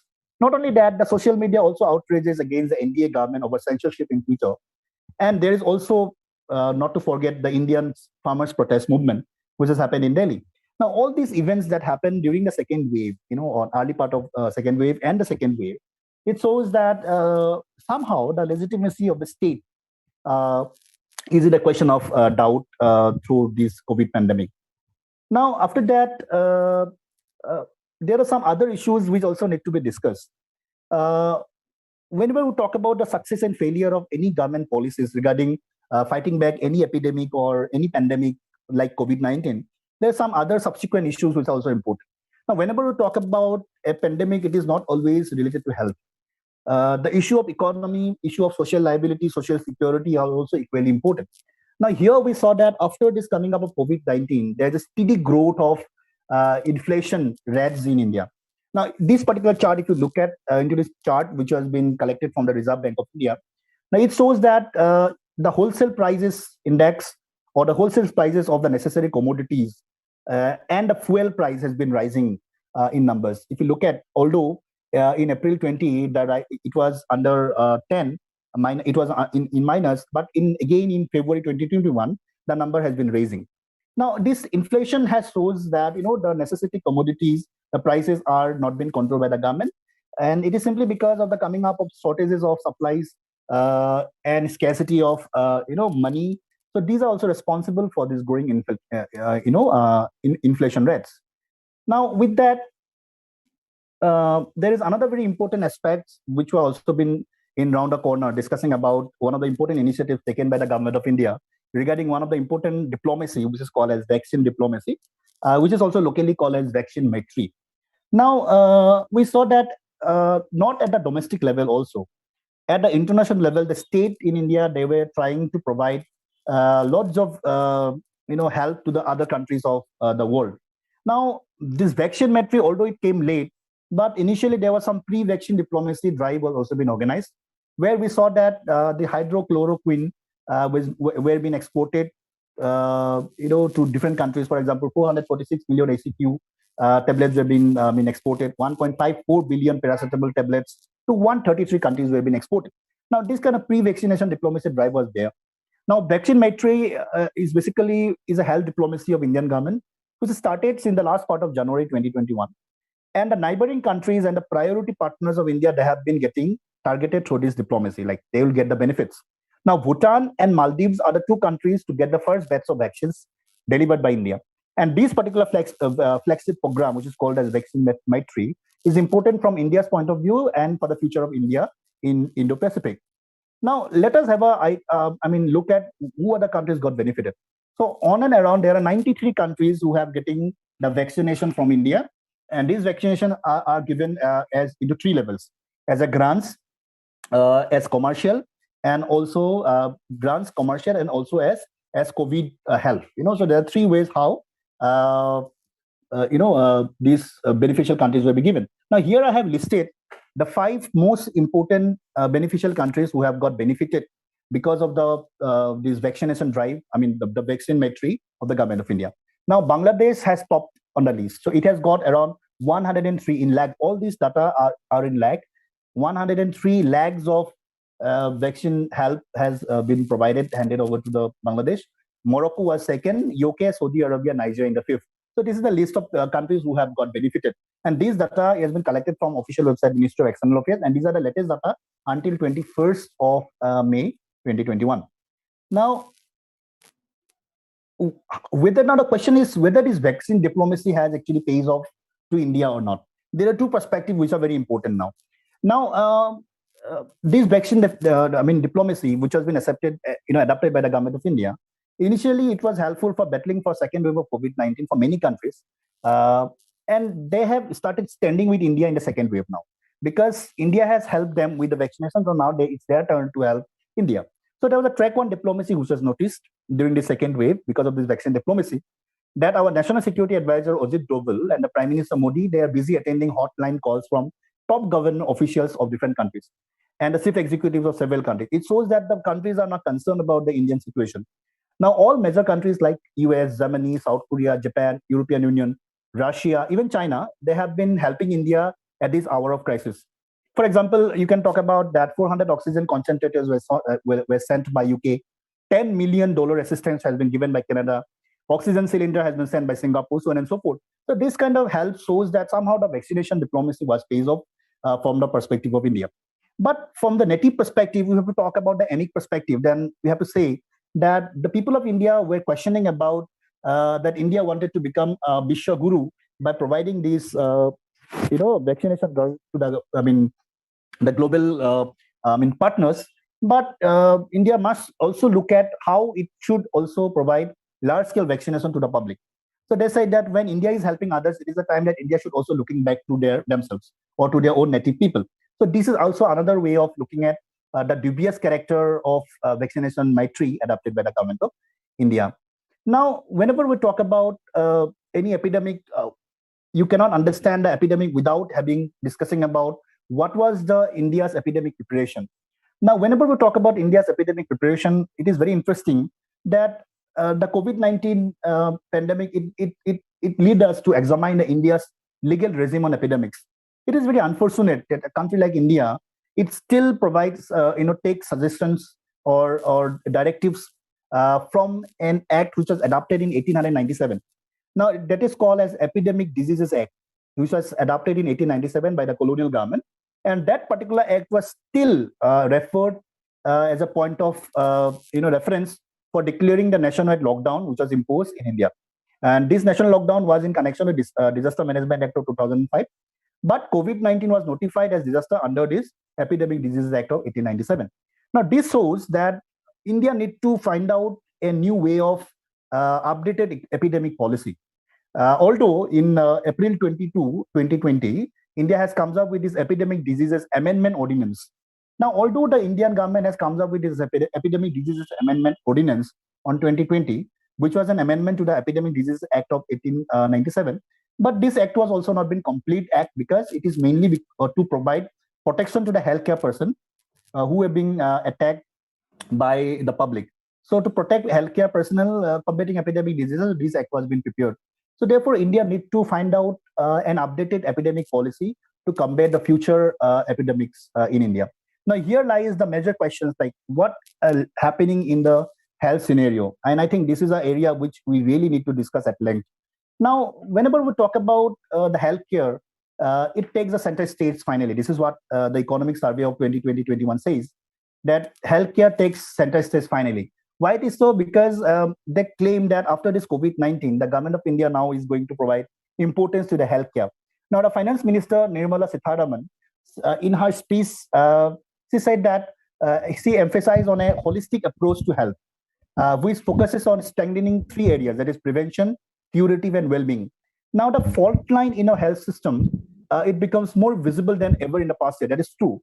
But the problem still lies because if you look at the overall public health expenditure, that is at the central and the state spending, it is seen that the total contribution that was made for the health public health expenditure, it still rises between 1.2% to 1.6% of GDP.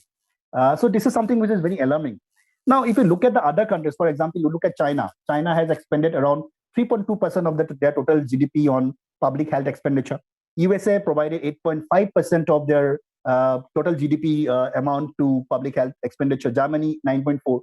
But interestingly, India is still coupling around this 1.2 to 1.6 kind of GDP amount to public health expenditure. This shows that alarming situation that we are all in regarding the health scenario in India. But here I would also like to inform you all that health as a subject, it does not fall directly under the jurisdiction of center. It is a state subject. But within this disaster situation, it took by the center. But having said that, although the health expenditure is a state expenditure, but if you look at the Indian perspective in 2017 and 18, the share of center and state in the health expenditure is around 37 to 63. So that's why the states, although they are responsible for maintaining their health, but in a pandemic situation, all responsibility goes back to the central government. Now, health and well-being, if you look at this particular health and well-being expenditure list, it's a very recent contribution that has been made by the government of India. Now, if you make a comparative study, what was been made in 2019 and 20 budget, then budget allocation in 2020 and 21, then 2021 to 2022, three budgets. If we compare these three budgets, we can see that there is a difference of budget allocation, budget expenditure from 2019-2020 was 4.23, and from 2020-21 to 21-22 it was 9.67%. So there's a growth. So there is around 3%, 4% growth has been noticed regarding the budget expenditure of India. But the question is whether this growth of 5% is enough to fight back the India's COVID situation. Now, this is why I'm discussing that this particular table will make it clear. Now, if you look at the expenditure, the allocation of major expenditure under the Ministry of Health and Family Welfare, you'll see it was in crores. You'll see that in 2019 and 20, the total amount that was spent around 64,609. In 2021, it was around 67,112. So if you look at the changing nuances, all are in, for example, you talk about NSM, NRSM, NUHM, there has been a minus growth. The contribution that has been made is in minus. So no steady growth. Most of the terms, the allocated major expenditure has in health was declining. So this shows that the government of India is actually not concerned earlier to talk about the health issues in India. Now, let us talk about the recent trends of this, the trends in allocation and expenditure. In the last 15 years, the allocation to the Department of Health and Family Welfare, it has increased from rupees 11,366 crore in 2006 and 7 to 65,012 crore in 2021. But if you look at the graph, even then, it is saying that the change in allocation was also not that very, in a very steady kind of growth, because it was noticed that at the department level expenditure, although this expenditure has been made to different heads of the health and family welfare, but if you talk about directly to the Department of Health, then you can see that the change in the allocation was again comes down into a negative in 2021. So this is how the trends in health has been noticed. Now here lies a very important question that whenever we talk about the role of a state in pandemic situation, there's a serious debate which is going on in India currently, is state versus the state. Now here, when I say the first state, it basically reflected the Indian state as a whole. And when I talk about the state, then we were basically talking about the states under the Indian Union. Now there was a blame game that is going on. Now many people are claiming that maybe the Indian quasi-federalist spirit, it is in a debate. Now why the quasi-federalist spirit is in a debate? Simply because that it questioned the center-state relationships. Now earlier, we have noticed that India has a cooperative federalism. So as a cooperative federalism, the state and center both, they're working hands in hand on different aspects of subject that has been allotted to them under the three list of subjects, that is center, union list, state list, and concurrent list. Now there was a cooperative federalism. But interestingly, during this COVID-19, in many instances, we have noticed that there was a competitive federalism which was also developed side by side. That shows question the legitimacy of state in India. Now, for example, the coming of state centralism in Delhi, in West Bengal, in Karnataka, and also in Kerala in some instances, it shows that, somehow the question of the Indian state, the pun idea of state was being questioned. And the state as a regional organization has been coming up in the center. Now, so therefore, this state versus state debate need to be understood from a cooperative federalism versus competitive federalism, dialogue. Now, there also has been debate over establishment of oxygen plants. There is also sweeping blame. The center said that they have provided lots of avenues to the state government to formulate the oxygen plants. For example, this recent debate of what is happening in Delhi, that Arvind Kejriwal said that although the central government is claiming that providing funds for establishment of oxygen plants, but it was not yet been functional because the allotment that was provided to a private company, they were not doing it on time. So therefore, this kind of debates over federalism is also very important to understand the role of state in pandemic situation like COVID-19. Now, we have to now talk about what are the problem areas. Whenever we talk about the role of a state in epidemics or pandemics in COVID-19, I found or I shortlisted these are the major problem areas which happen in India. Number one is centralization without coordination. That means the government of India has suddenly took over all the responsibility for fighting back the COVID-19, but they were not making necessary discussion with the states before they have comes up with some harsh decisions, especially on fighting back this epidemic. There is also inadequate preparation for health system. So there is no proper rehabilitation and resettlement policy. As you could see that until the second wave, the government of India does not comes up with any stimulation plan, economic plan till now. So there was also a problem of timing and delay. Now, when I said timing and delay, it basically says that the Indian people were not given a time to face the brutality of lockdown. Because if you remember in the earlier slide, I saw you that on 22nd March, there was a Janata curfew. And on 24th, there was a complete lockdown. So the people who are working as a wage laborer or working in the informal sector of different industries in different parts of India, they were not getting enough time to sorting out or to coming back to their home states or to their homes. And they could not even spend, having their capital collect the capital. So they have to lend the entire lockdown period on their own savings. So there has been lots of issues regarding the labor migrations, issue of maintenance of finance, unemployment. So these are also to be seen in connection with timing and delays. Then there is also a problem of class, caste, and gender bias in policies. Not all have been benefited out of the policies taken by the government of India. For example, especially these when we talk about the economic policy that was taken as a fiscal front, it does not benefit at all sections of the people. That's a fact. There has been a gender bias because the working women who are working in the informal sector, they were not got benefited. Then there is also a growing inflation, unemployment in informal sector, competitive federalism, and poverty. So these are the problem areas that has been noticed out of this COVID-19 and in front of the role of Indian state. Now, because of time constraint, I would not discuss them in details. Now, we have to find out some solutions. Like at the beginning of the keynote speech, our honorable principal of Marion College says that we were talking about the problems that has been facing by the people, how the state has been not able to, fighting back the COVID-19. But he's also said that we should also try to find out some solutions. So yeah, that is what I'm coming up with, that what we need to do now, like what could be the solutions. Now I feel that there would be certain approaches that India need to adopt. The first approach that I think that India should adopt is the adoption of whole of society approach. Now, when I say whole of society approach, it basically means that Indian government should try to find out a very socially inclusive policy for mitigating any kind of future pandemics. Because the policies that has been taken so far by the Indian state, it does not help or does not reach the people who are actually living in the at the grassroots, the people who are desperate for medicines, who do not have their 2 day of meal. The people who are living under the poverty line, they need to be also included within the policies. So therefore, I think there should be a whole of society approach to be adopted. Then, secondly, I think there should be a WHAM approach should also be adopted. So by WHAM approach, I basically mean winning heart and mind. When the Janata curfew was started, people were blindly supporting the government of India because somehow people feel that warmth that the central government was also been with them. They also, feeling the pain that people were, suffering. So therefore, initially it was working.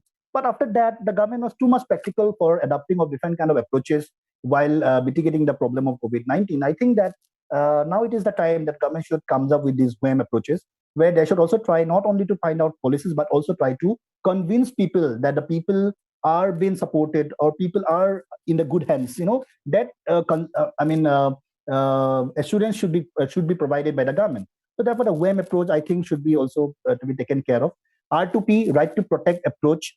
I think that the government of India, not only government of India, but many of the countries of the world, I saw that many a time they took sovereignty as a privilege. Now, I feel that sovereignty should not be a privilege for the government, rather it should be a responsibility. So it is a responsibility to protect the people who are the stakeholders of the government. So government should not treat people only as a voters. They should also treat them as the stakeholders. So therefore, a responsibility to protect approach should be there while coming up of new policies for COVID-19. Then I feel that there must also be a state people governance model to be developed. Now, this state people governance model is simply mean that so far the policies that the model that we have in India, these are always something which is top down. So there is no bottom up approach being seen in India, for example, whether it is UPA government or the India government, many time their policies are always top down. It is not bottom up. So therefore, a state people governance model should be also developed. Health governance is another very important area that we need to work on. Then we should also focus in on cooperative federalism. Now, it is not a time that state should shifting their burden of COVID-19 to the center, and the center should shifting their burden to the states. But these kind of things will not work or help to reviving the idea of an unified state, as it is mentioned in the Article 1 of Indian Constitution, that we are not a federal country, we are a union of states. So being as a union of states, now it is a time that we should all act in cooperation. Then social inclusive policy that I have already mentioned, and there should also be a people-centric approach that the government should come up with. So these are the suggestions that I feel. So with this, I try to conclude by saying that COVID-19 kind of situation that we are facing in India is a lifetime experience, not only for the state, but also for the people per se. We, both the state and people, we were not ready for facing this kind of problem, but this excuse could be working, could work only during the first wave. But when the second wave is arise and the third wave is also approaching, now we cannot give an excuse that we are not prepared. Now it's the time that the state should also be prepared. The people should also be prepared to accept the vulnerability that is going to happen in our lives. Because otherwise it is not possible to fight back epidemic like COVID-19. Now I feel that there must be a coordination between the state and the states along with the people, so that we can fight back this epidemic called COVID-19. So with that, I thank you. And if you have any queries, you may please ask, or if you have any doubts. Thank you. Sir, for your valuable insight.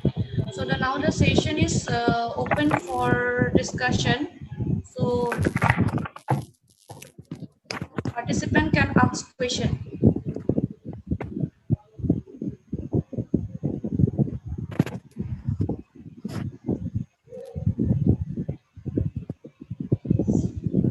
Sushant Gogoi, sir. Yes, sir. Yes, sir.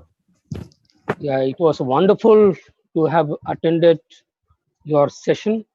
Thank you. It was sir. very exhaustive, very informative, and I must say you have done extensive research on this.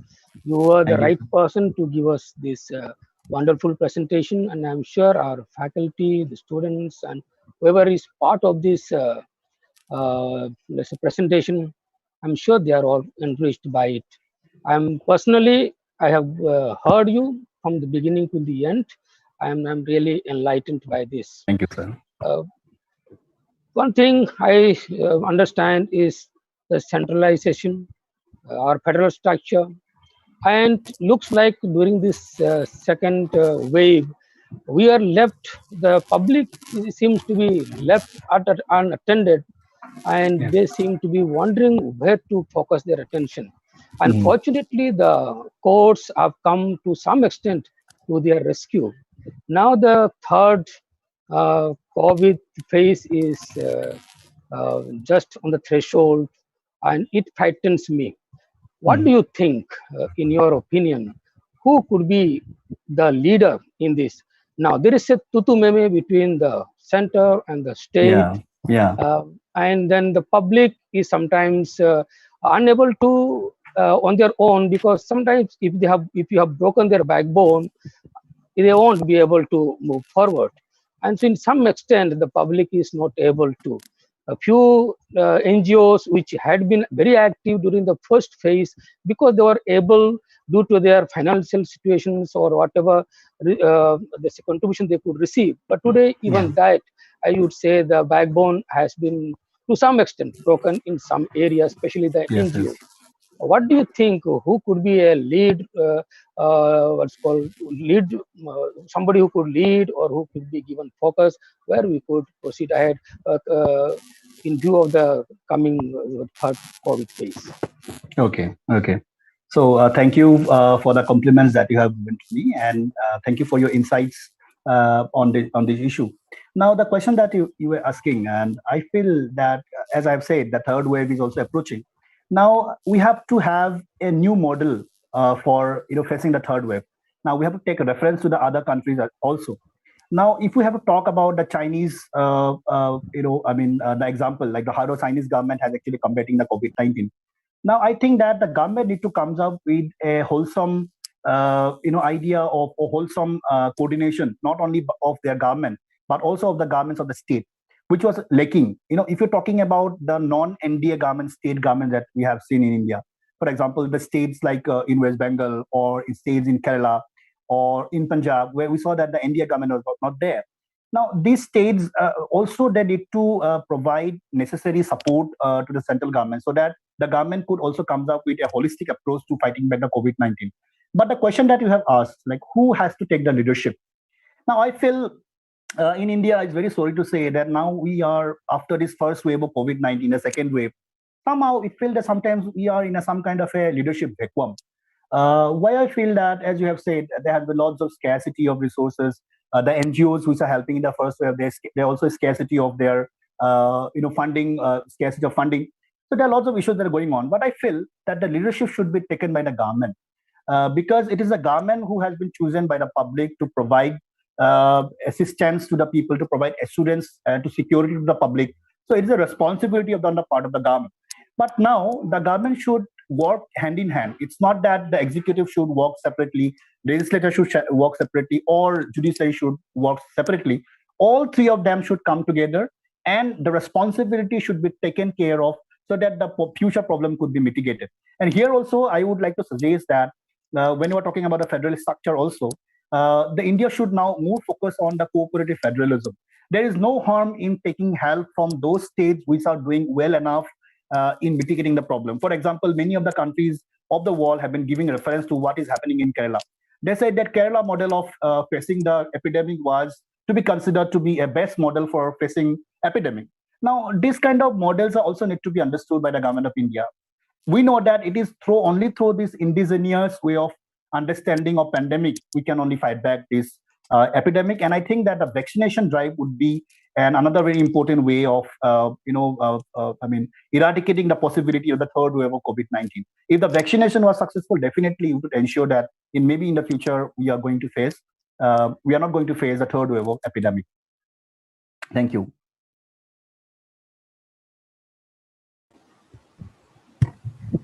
Thank you, sir.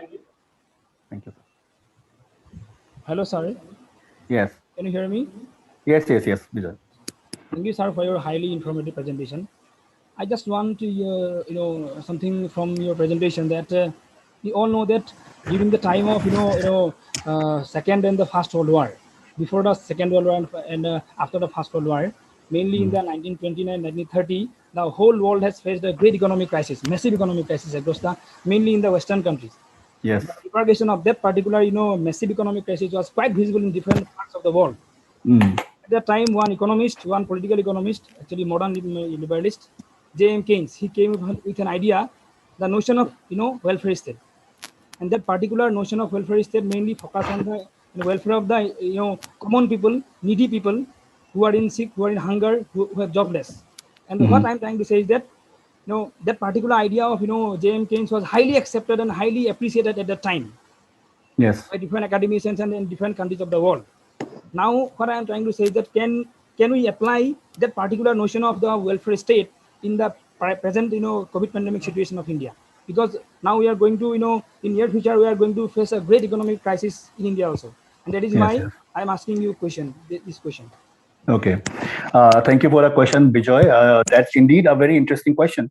Whenever we talk about the Keynesian knowledge of the state, now, as you have said, that the Keynes has been providing a very important economic understanding of facing back the economic, the crisis that the world has faced from 1929 indeed.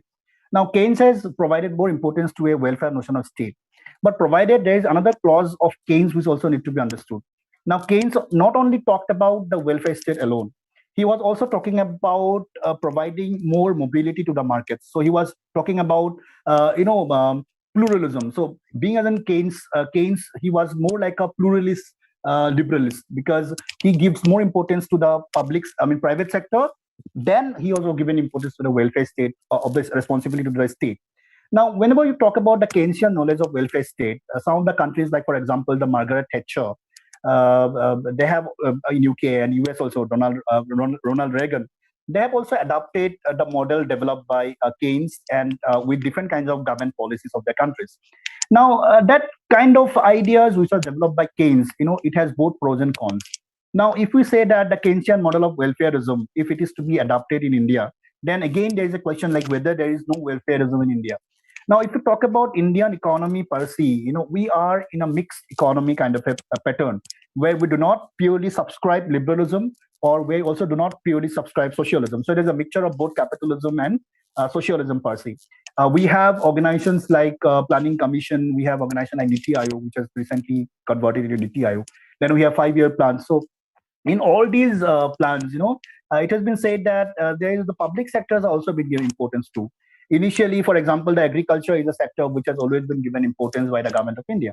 Now, as you have said, by looking at this pandemic situation and the future economic crisis that India is going to face in the near future, I think the welfare state is one of the answers that can be prescribed to the Indian state, but that cannot be the only way of looking at or facing this problem, because we are in a country's state.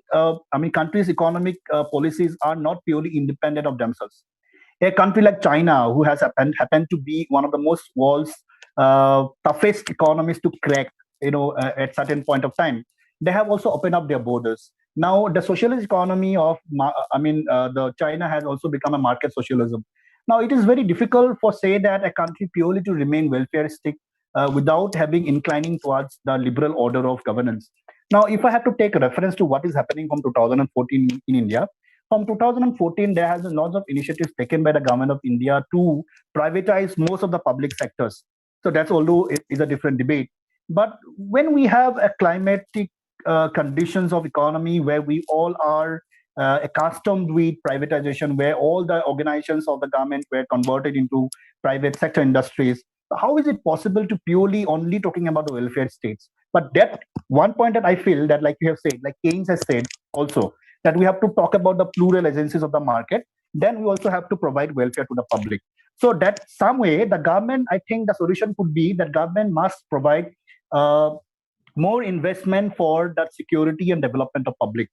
For example, like I said, that only 1.6% of GDP has been used for health expenditure. I think that could also be enhanced to maybe for 4% or 5% of the total GDP to be expanded in health issues. Now, this is very interesting that India is a country where mostly the budget of India has been invested in defense sector. But whereas we are not concerned about the non-conventional security challenges that we are all in, for example, unemployment, poverty, health, hygiene, sanitation, education. These are quite problems that also need to have serious concern and recognition from the state. So that perspective, I feel that India must adopt a welfareistic tendencies. But other than that, there must be a bridging the kind of economy that we have all are into from 1950 onward that should be followed. Thank you. Thank you, sir, for your answer. And I have another confusion. Actually, yes. I just want to ask you that that a number of or unorganized sectors basically in the unorganized sector, a number of workers, they have lost their job. They are now workers. They have no job. But the thing is that as an academician, what is your understanding? What is your perspective for this? What type of policies and programs should be formulated by the state as a legal political institution for these jobless people, mainly for the jobless people? Okay. Now that is also a very interesting, question that we really need to understand, because as I have said at the beginning, that any kind of epidemic or pandemic, it doesn't only have an health concern. It also has a simultaneous other issues which are also very important. Unemployment is one of the important issues that always coupled with any kind of pandemic. Now, after the COVID-19, the first wave, we saw that maybe around 65% of Indian laborers who are working in as a migrant laborers in different states, they have facing this brutality of job cuts. Now they were forced to push to face the brutality of poverty. Now, therefore, I think the government must also comes up with different kind of programs so that they can be again reinstalled, or they can be again reinforced to new livelihood options. Now, this is also again a very interesting, serious question, that whether these workers will get some benefits, because as we know that most of these workers who are working in the informal sector, they are not skilled laborers. Most of them are from the rural background and they do not have that proper skill. The only skill that they're learning is by working. They do not have a certificate or certified skill on that particular work. So these non-skilled workers who are working in the informal sector, I think the government must come up with different kind of training programs, for example, to developing their both hard skills and soft skills, so that they can be an asset to the government. And after that, the government must provide them a fixed livelihood so that they can run their bread and butter. And for that, I think that because like we saw in the first wave of COVID-19, when the government comes up with 3 stimulus economic plans, COVID-1, the Atmanirbhar 1, 2, and 3, that kind of stimulus plan will definitely not help in the long run. I think that this kind of programs would help only for one time. These are not long-term investments. Now, I think that the government must comes up with some long-term policies for employment generation, so that the people who have lost their jobs, who become unemployed, especially from the informal sector, they could be engaged in the formal sector. But taking consideration of the current situation of India, I don't feel that it is possible very recently. But maybe in the long run, the government definitely should come up with different employment opportunities for the people by providing them necessary knowledge of skilling, then to appoint them or employ them with different government programs and possibilities. Thank you. Thank you, sir. Thank you. Any more questions? I didn't see any question in the chat box. Hello, sir. Any Good participant, morning. any question? Good afternoon, sir. Good afternoon. Sir, as the second wave is going on and the third wave is approaching, so do you think that lockdown is compulsory, or it's a good option for all the sections of the society, because the poor sections, they are suffering a lot? Yeah. Okay. May I know your name? Sir, Lawrence Minch from Don Bosco College. Okay. Thank you, Loris, for the question. I don't think that lockdown is a solution to the problem of COVID-19. Simply because we have seen what was happened in the first nationwide lockdown in the first wave of COVID-19, where lots of people have lost their jobs. Many of them has pushed under poverty. They have lost their lives while walking back to their home states. So I don't feel that complete lockdown, is a solution to the COVID-19. Instead of that, I feel that we have to prioritize the problem areas. Like, where does the problem arise? See, COVID-19 is not only a health concern. COVID-19 also has other concerns as well. For example, as you have said, poverty is one, unemployment is one, then education is one. You as a student have been suffering for the last 1 year. That many of the students have been suffering because of this online thing, because you are not able to go to your schools, you are not going back to your colleges, your universities. So your learning is also stopped. So I think the government need to provide, make a list of prioritizing the issues. Then they should come up with different policies. I don't think that lockdown would definitely help in curbing the associated problems of COVID-19. Thank you. Thank you, sir. Thank you.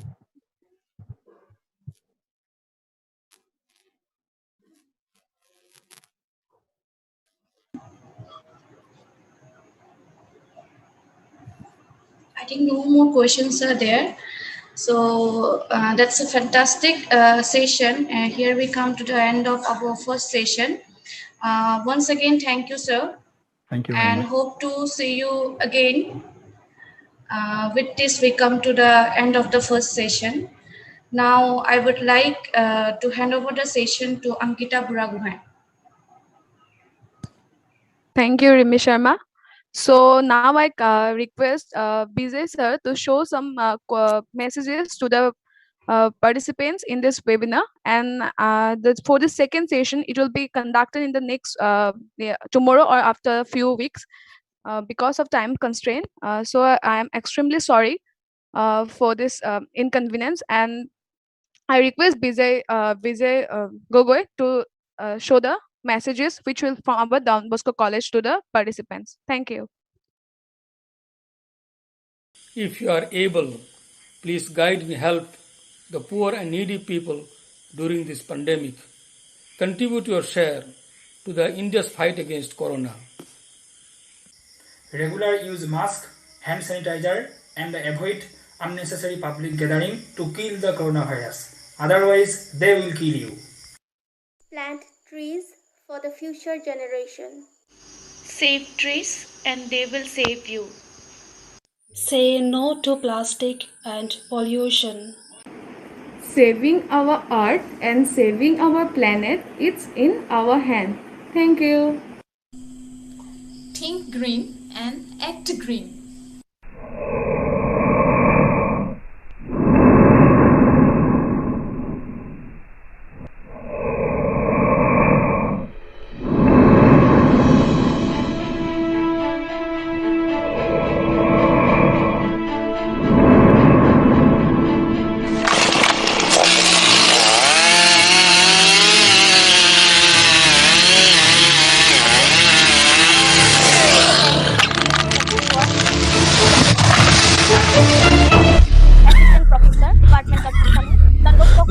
Golaghat, going to convey my sincere thanks on behalf of the Don Bosco College Golaghat family to each and every participant, including resource person and other dignitaries. First of all, I express my gratitude to Father Dr. Polycarp The world is Khalkho. faced with an unfortunate situation of pandemic. The coronavirus has claimed millions of lives all over the world. Ironically, it is the humans who are responsible for the spread of such a deadly disease. In order to save lives, we need to act responsibly and fight this disease unitedly. I urge every one of you to wear face mask all the time. Carry sanitizer and sanitize your hand every now and then. Wash hands properly with soap for about 20 seconds. Maintain physical distancing of about 6 feet and don't be a part of any crowd. Get yourself vaccinated as and when the vaccines are available. Follow SOPs as given by the district administration and keep yourself and everyone safe. Then,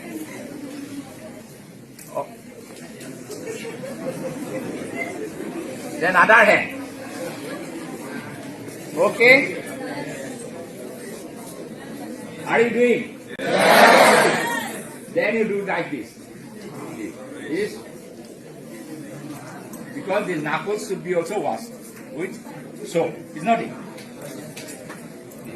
This thing. Then tip of the finger.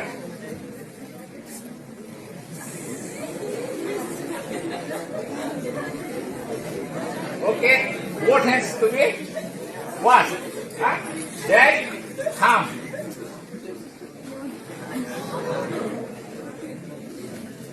Guys, are you doing it? Now I am your teacher. I think this side. Okay, this and this part. Okay, then you do like this. Don't touch dirty cloth. After this, then you take your food. In this season, पिछले 10 वर्षों से auto चला रहा हूँ। यही मेरी जीविका का संसाधन है। अब तक मैं करीब 7,500 लीटर डीजल जला चुका हूँ। मुझे पता है इससे पर्यावरण को काफी नुकसान होता है, पर मैं क्या करूँ? यही मेरी रोजी रोटी है। पर मैं अब सोच लिया हूँ, इसकी भरपाई करूंगा। इसकी शुरुआत आज से मैंने कर दिया है। आज मैंने एक पेड़ लगाया है। पेड़ लगाएं, भविष्य बचाएं। मैं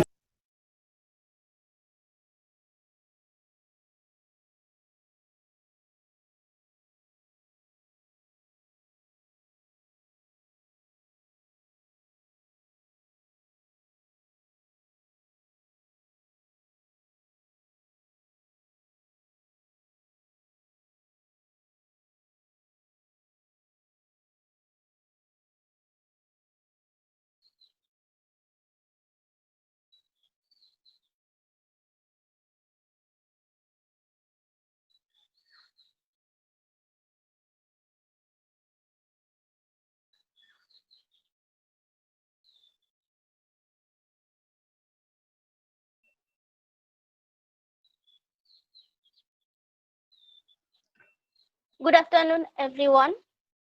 I, Himadri Dutta, Assistant Professor, Department of Assamese, Don Bosco College, Golaghat, going to convey my sincere thanks on behalf of the Don Bosco College, Golaghat family to each and every participant, including resource person and other dignitaries. First of all, I express my gratitude to Father Dr. Polycarp Khalkho, Principal of our college, and Sister Dr. Sheila Paul, IQSC Coordinator, for their constant guidance and positive attitude in each and every matter related to the webinar. Secondly, we are thankful to Marian College team, especially Father Dr. Roy Abraham, Principal of Marian College, Father Dr. Rezi Matthew, Dr. Binu Thomas, IQAC Coordinator, Marian College, for their utmost support and guidance to this webinar. Thirdly, we are so much grateful to our resource person, Dr. Susengfa Gogoi, for his highly informative deliberation, and we must appreciate him because it is only for his best efforts through which we are able to successfully conduct this webinar. So, I, on behalf of the whole college family, would like to convey my maximum gratitude to Dr. Susengfa Gogoi for sharing his original and, of course, most valuable ideas in front of us. I, on behalf of the Don Bosco College family, would like to offer my sincere thanks to all participants for maintaining and contributing their sincere cooperation and attitude in the webinar. Last but not least, all and staff along with this for showing their concern and support in the program. I once again thank everyone for making this program successful. Thank you.